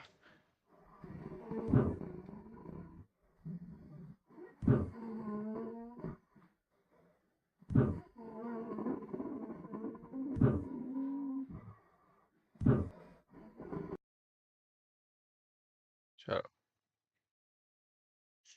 Okay. Um.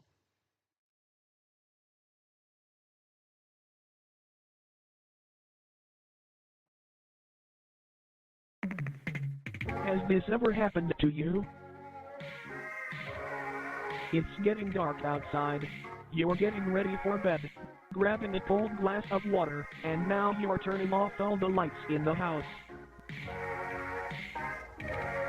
Do you feel that? Or maybe hear that? That sinking feeling that something is following you as soon as you turn off the lights? Well, worry not. We have a brilliant solution.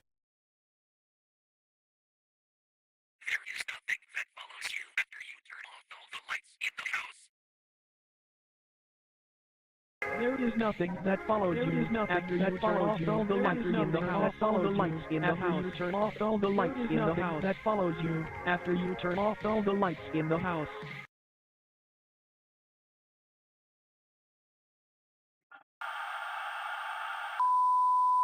Warning, warning, look away. A cognito.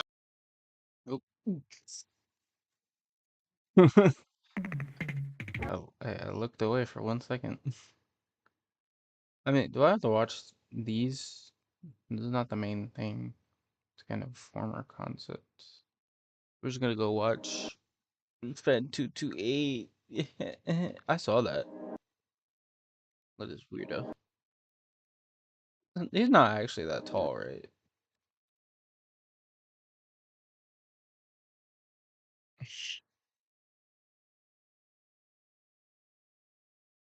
Did it? Oh, there we go.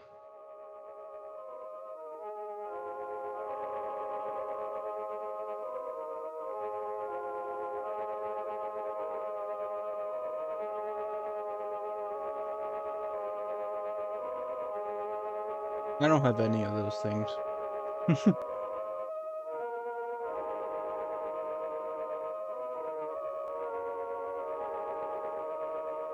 I have a pencil. Oh, I do have paper. Yeah, well, I guess that works. I can see the paper. Wait.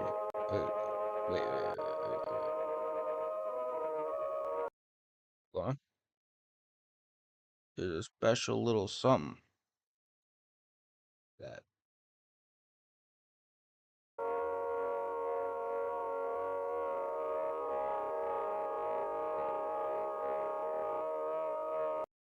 I can't see.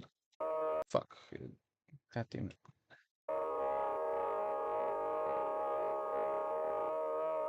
I can't see this paper. I have no hand. I can hear the laughter of thousands. I can hear the feast. I cannot move, nor do I want to. Oh, that was not right. Normal.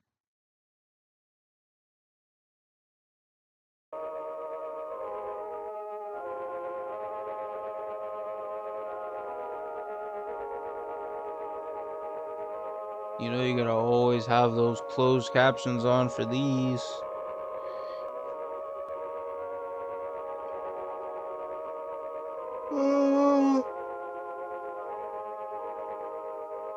Okay.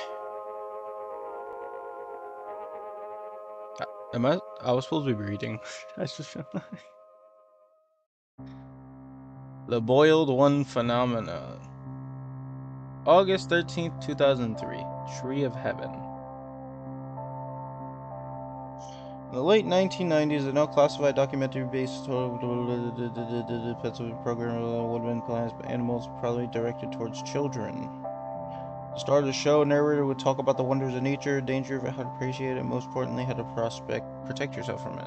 2001, the program would be taken off air due to the host passing away. Then something odd happened. On August 13, 2003, the 13th episode of the series began a rerun seemingly out of nowhere. The following audio recording depicts the beginning segments of the episode. Good morning, bushwhackers. Today we're venturing into the heart of the forest to find a plant that's as beautiful as it is deceptive. Poison oak. We all know about it. And here in Pennsylvania, it's not as common, but still something to look out for. And here on we aim to uncover all the wonderful secrets that nature has to offer, no matter how minuscule or gigantic. So let's get going, shall we?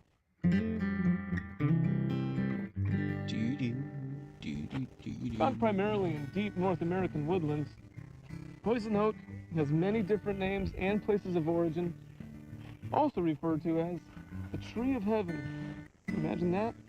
In China and Taiwan, one of these invasive species made its way to America in the 1700s and took its ground here boldly. As many of us know, it's infamous.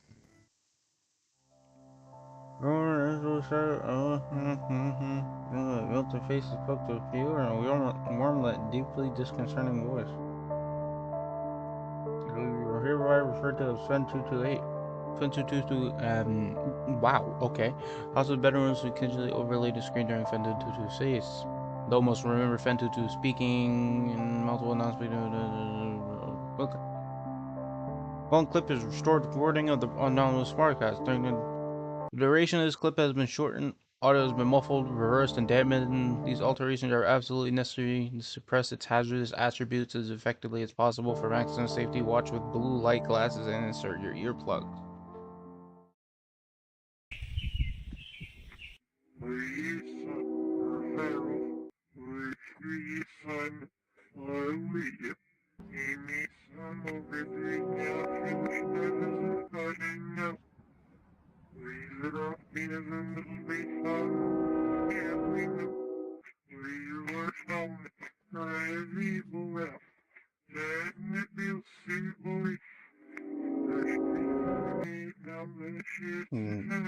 That's kind of creepy. Okay. Now, before we move on, we gotta go look at. We gotta go look at. Hold on, give me a second. We gotta go look at. Um. The boiled one phenomenon. Or,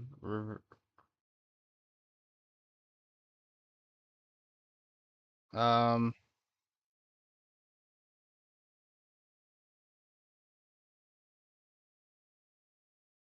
I don't. Is this it?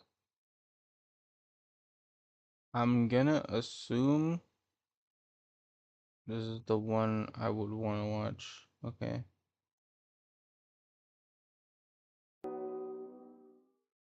The manifestation of my being in the future. You will be asleep in bed. Why is this I will moving so be fast? there and watch over you. When you wake, I will not be able to move any part of you.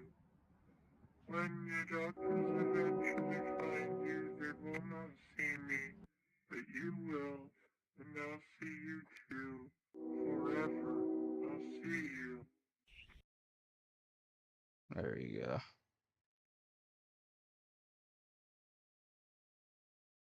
All right. So now we know what Fenny said. Broadcast Broadcast 813 was viewed by roughly 530 residents throughout the southern Pennsylvania area. Upon viewing, left many severely distraught.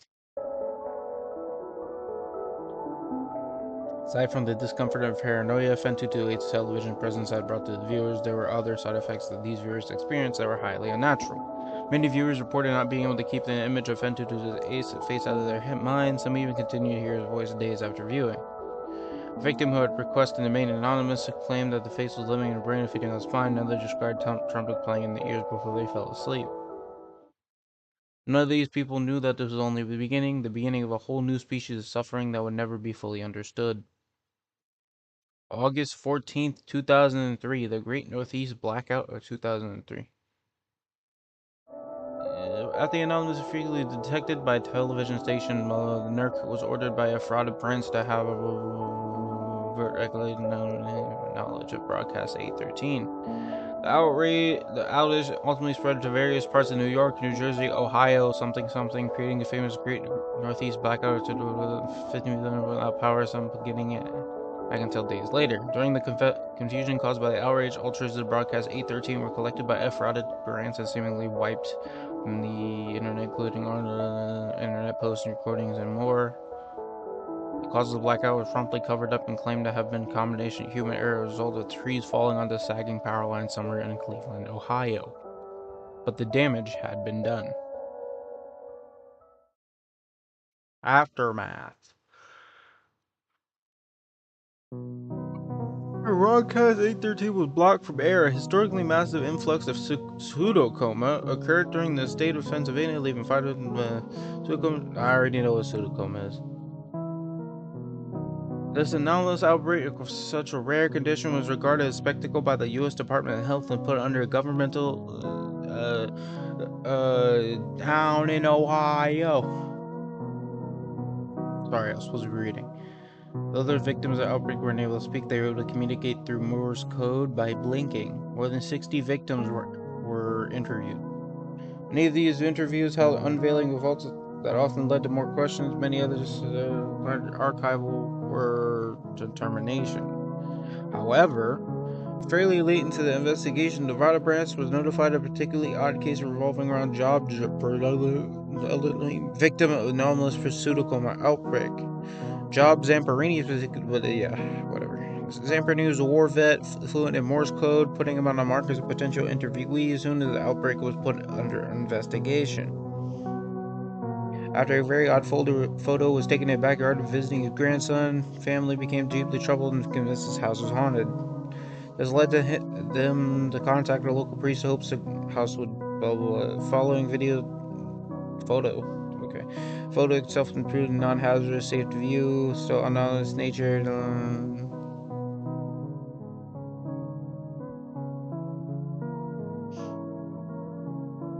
Hello there. Fucking weirdo. Zamperini claimed something horrible and unholy was with him and could hurt him, possibly others who he described it what it was telling him.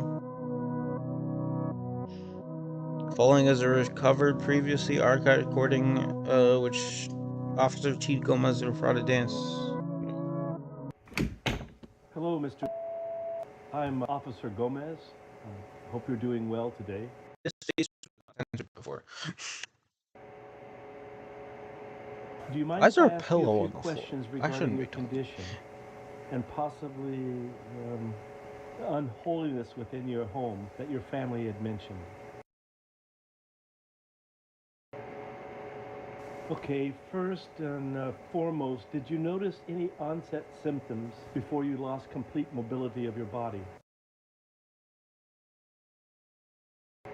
Face, huh?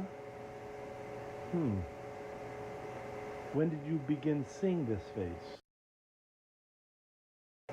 Interesting. Many of the people who have seen the broadcast that you saw on August the 13th described having vivid and upsetting hallucinations. Do you think this is something your brain has created? Can you please describe this face to me?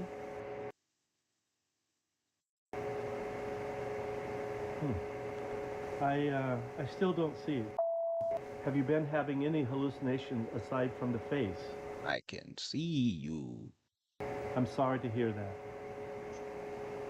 Are these screams constant? Thank you. You shedding light on this is helping more. I know his cactus-looking ass is in the window. It's kind of hard not to see the cactus spike sticking out of the bedside. Hello, have you come to... Have you come to sing for me? I did it my way. Listen closely. Do you hear it? I do not like it You when will you hear the talk. laughter of thousands as the sky opens up. Disgusting. You will hear the trumpets play their happy sounds. The scalding blood of life will pour down onto us all. Together, we will be still. I don't know Together, if I'm able to show that. Together, welded Is by love and because purest that connection. I don't want to describe what it looks like. Oh no! I can see it! Ah!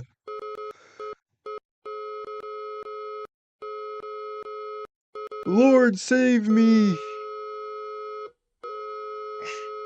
No evil shall befall you, nor shall any plague come near your dwelling. No evil shall Oh. Oh. Oh, it's over. Hello. Oh, hello, Today Mark. we're going to be Hi, Mark.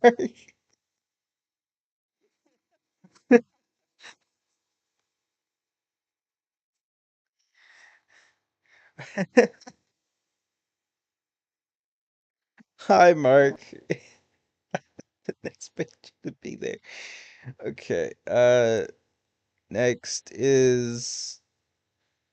This one's kind of fucked up. Your body remain. I didn't get to read that. You are no condition to sleep like this. Wait, wait, wait. There's no. There, okay, never mind. Shower will make you better.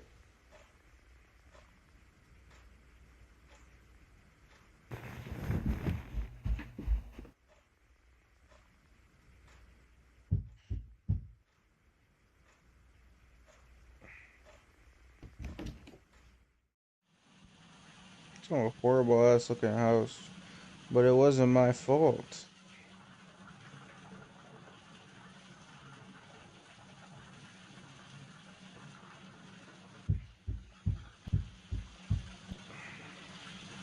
It's my dad. Boogie woogie woogie. Oh shit.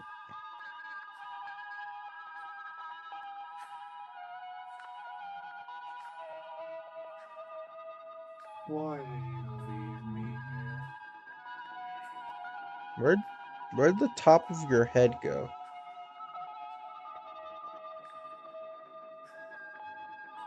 I never existed to you.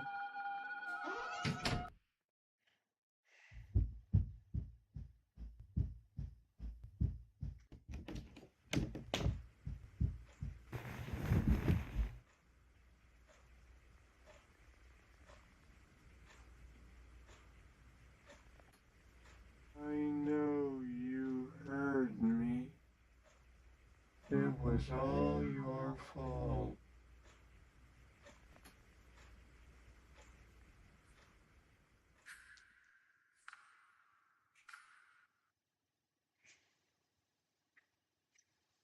No, I've seen this one. Stop. So, some douchebag parent left their child in the water or some shit like that. Completely neglected them. And the child came back to haunt them. Um, if you saw it, its hand twitched, showing that it wanted to kill her, or it, whatever the fuck we are in this situation, but it decided not to and just haunt the shit out of the person, which is fair enough. I mean, they don't deserve death. They don't deserve the nice, sweet relief of death. I kind of want to read this. I want to see this.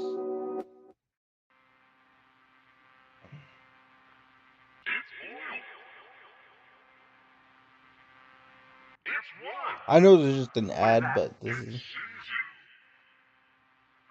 the Boiled One Plushie! Have you ever wanted your very own manifestation of trauma itself in the form of a small, adorable plushie? What? Of course you have! No. Introducing the Boiled One Plushie. Customers are raving. I bought it before I wanted it, and it arrived before I purchased it. Wow! Cool!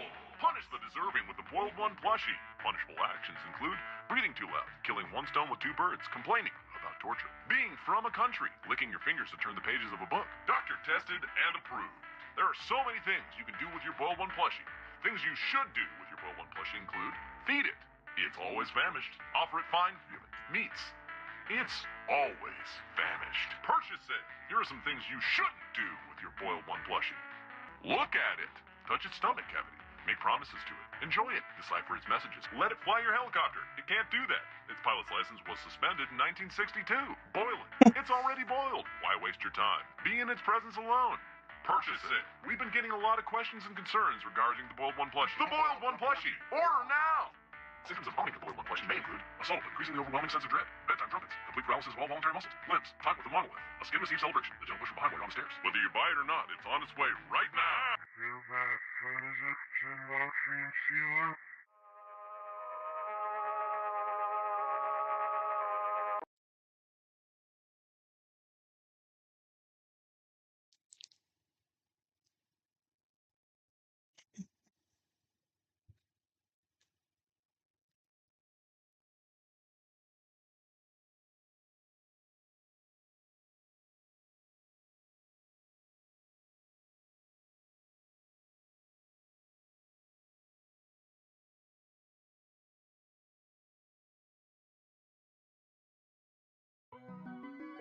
Alright, the last video. Oh god. Dr. Nowhere's Office of Wonders presents the Oddity Compendium, a beginner's anomaly education program. Welcome to the Oddity Compendium. Today, we will be learning about many wonderful and strange oddities that exist inside of, outside of, and around your universe. These strange phenomena can range anywhere from life forms, products, and organizations to even events and anomalous time periods. Important. The following information has been acquired from realities that may be separate from the one you are currently residing in. Please be aware that knowledge or Is it just comprehension me, of or is that incompatible information may result in a conscious growing and reality shrinking? fracture.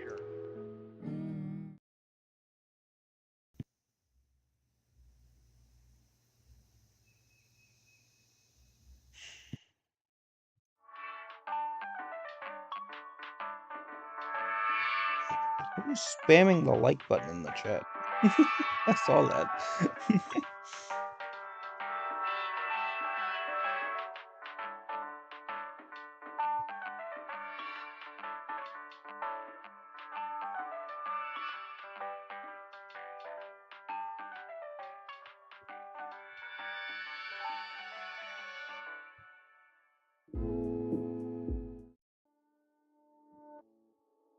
Flesh-heads or mattress folk are a species of parasitic subhuman that highly resemble bedding mattresses. The body of a dormant flesh-head appears identical to a standard mattress. However, slicing the thin sheet-like skin reveals many soft organs, limb-like appendages, and a humanoid head which hides beneath the What did skin. you... They were What? first discovered in the late 1960s when a mattress company was surveying excess storage. Upon finding many seemingly pristine mattresses that had not been sold, they gave them away to thrift shops and people in need. The people who received the mattress folk initially had no issues with faux beds. It wasn't until the air began to warm up that these beds awoke from their uneventful hibernations. The first recorded victim was 19-year-old Alice Digere.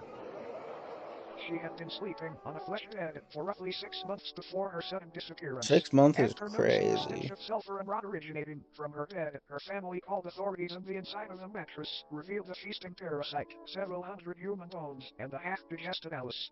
Crazy. The method in which mattress folks sustain themselves is by waiting for the body heat of a host to wake them from their dormant state. Kind of like an egg, but not nearly as tasty. Ew. After they wake, they slowly unfold themselves from their soft mattress-like bodies. This process is very gradual and happens underneath its body or on its side so as not to be detected. After roughly a month of this process and on a night 17 degrees Fahrenheit or higher, its head and arms fully emerge and pull the sleeping host into its body, where prey is slowly digested. Not much is known about how these sleeping beauties came about, but it is theorized that since they are subhuman they were once a branch of Homo sapiens that merged with a mycelial network many years ago. Autopsies of flesh-heads' digestive systems have revealed DNA samples from thousands of different people in each instance, some even tracing to people born during the 1600s. Another odd thing to note is that the mattress folk themselves contain DNA belonging to humans as well. One instance shared DNA in a blood type with Napoleon Bonaparte, leader of the French Republic during the time that the mattress folk were assumed to have come into existence. All in all, it might be a good idea to throw out that mattress that feels just a bit too warm lately. You might be sharing it with something unwanted. Good night, sleep tight, and don't let the bed bite.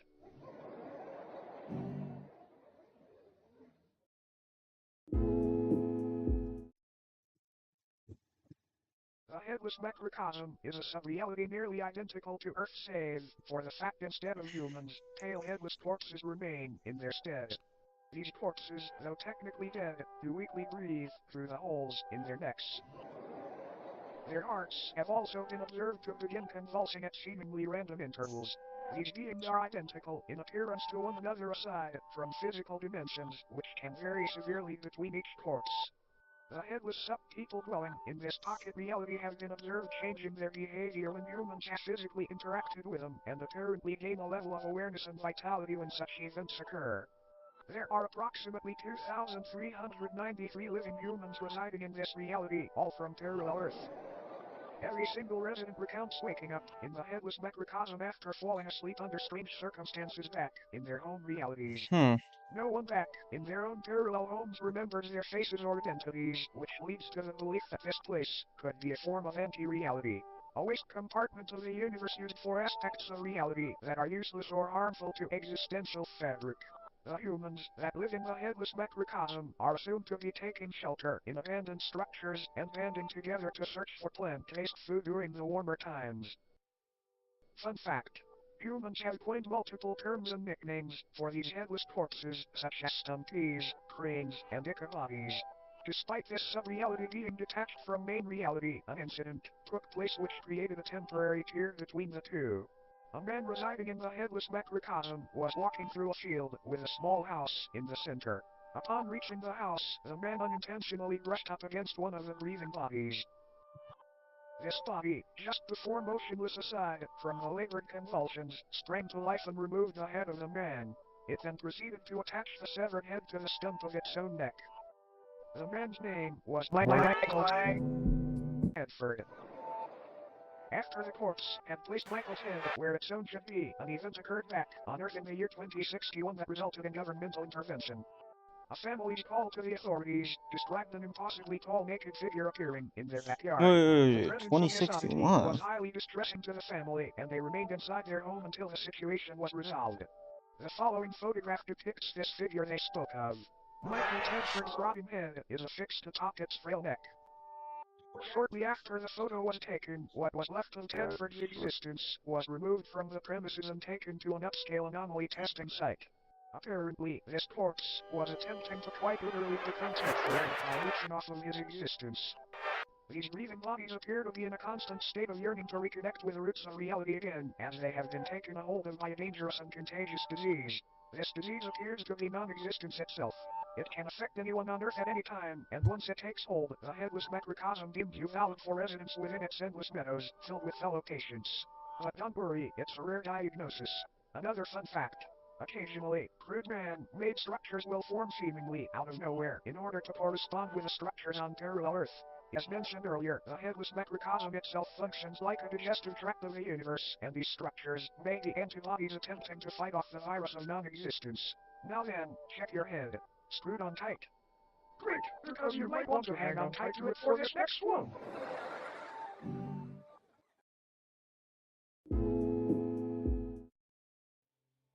The obelisks of enlightenment are a collective of monolithic beings that are currently residing in different remote locations across the world. This is gonna be a last Also video known as the Fathers of True North, they appear in groups of 1 to 8 and stand before I anywhere from 10 to end it 150 for feet now. tall. Each obelisk is levitating just barely above the ground and facing geodetic north. Though most of them reside in remote fields and deserts, they have also been found floating above the ocean within the vicinity of the Bermuda Triangle and even on the moon. They are moving just ever so How do they slightly get and on the progress moon? approximately 2 inches forward a year. These obelisks are enlightened in the infinitely vast secrets of the universe, and are constantly vocalizing the excess information as a means of waste to counteract the overwhelming intake of knowledge. Though currently enclosed and monitored by government entities, many people have wandered into these locations prior claiming to be following the sound of angelic singing. This alluring hum emanating from these obelisks induces a massive increase in general intelligence in subjects listening. Folklore often refers to the frequency as the song of the divine contour. Each obelisk's biological elements are unraveled thousands of feet into the sky to make a metaphysical connection from Earth to the universe. It is assumed this is a form of knowledge worship, an attempt to make a mortal sacrifice for an immortal honor. Fun fact. These organs are confirmed to be those of the humans and other biological matter that were absorbed after enlightenment. Upon perceiving the words spoken by the obelisks or entering into close proximity with them, the human brain either spontaneously expands and combusts or receives an ability to comprehend the sacred information. Talk about being open-minded. Whenever a subject is able to comprehend this knowledge, they are biologically absorbed into the obelisk, becoming wholly unified with the being. It is not entirely understood how these anomalies were brought into existence, but they seem to be tears in the fabric of reality akin to black holes. Many speculate that these rifts were opened by ancient giants who were dissatisfied with a lack of Earth's knowledge. Many unnaturally large humanoid skeletons have been found underground adjacent to obelisk sites, further supporting this idea. When the obelisks made their debut on Earth, they aided in the construction of the pyramids of Giza by bestowing digestible levels of sacred knowledge onto Egyptian pharaoh Khufu after he was lured into the desert by their beckoning chords. This knowledge would help Khufu rationalize a possible blueprint and method for building these grand tombs, and they were made into the shapes of pyramids as a tribute to the divine structures. All in all, these obelisks may seem malevolent, but it's important to remember that no physical pain could ever outweigh the agony of infinite knowledge. Don't blink at me. Now, looks like our time here may be almost up. But before Bro, you what go, happened? it's time for a bonus oddity.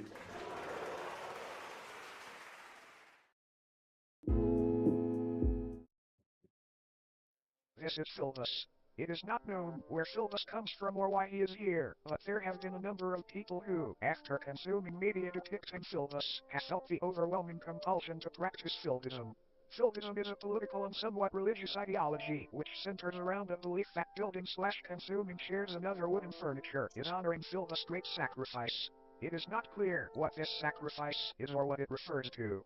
Attributes and practices of Philbism include learning to build chairs, learning to properly digest chairs, promoting/discussing chair consumption on obscure internet forums, praising the fictional political candidate known as Philbus, who is said to advocate for making furniture consumption a socially accepted and widespread practice. There are so many wonderful things about Philbism.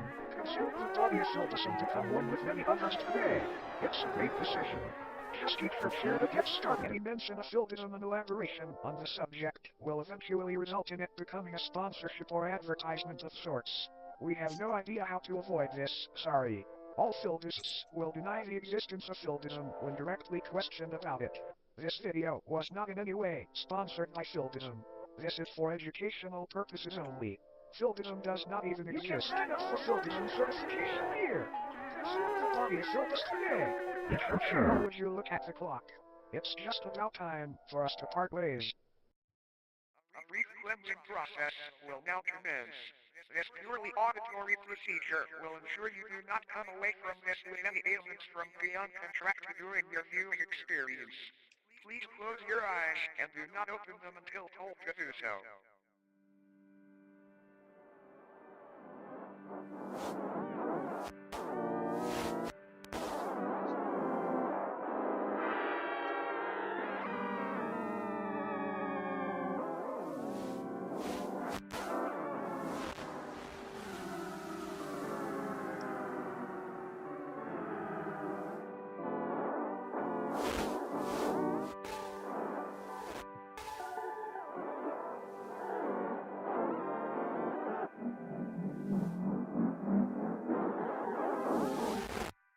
You may now open your eyes. Thank you for complying. Thank you for attending Dr. Nowhere's Office of Wonders. We hope that you enjoyed your stay.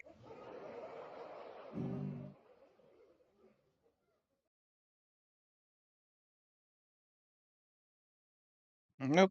What if your best friend, someone who you spent hours and hours of time with, suddenly vanished into thin air without a word, never seen or heard from again? Surely it would be terrifying and confusing. Well, 3 months ago, Andrew's best friend Chris disappeared. He vanished from the face of the internet, his account never seen online again. Nobody had any idea where he went. That is, until he showed up. This is the horrifying and tragic Let's an ARG.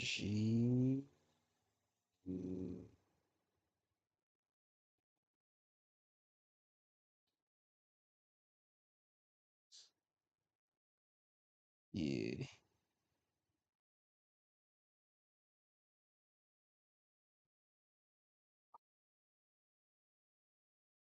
All right.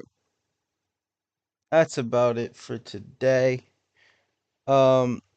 Kind of sad we couldn't do Minecraft like I wanted to, but things happen.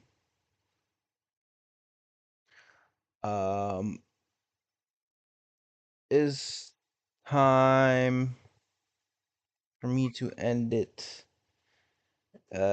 like I should.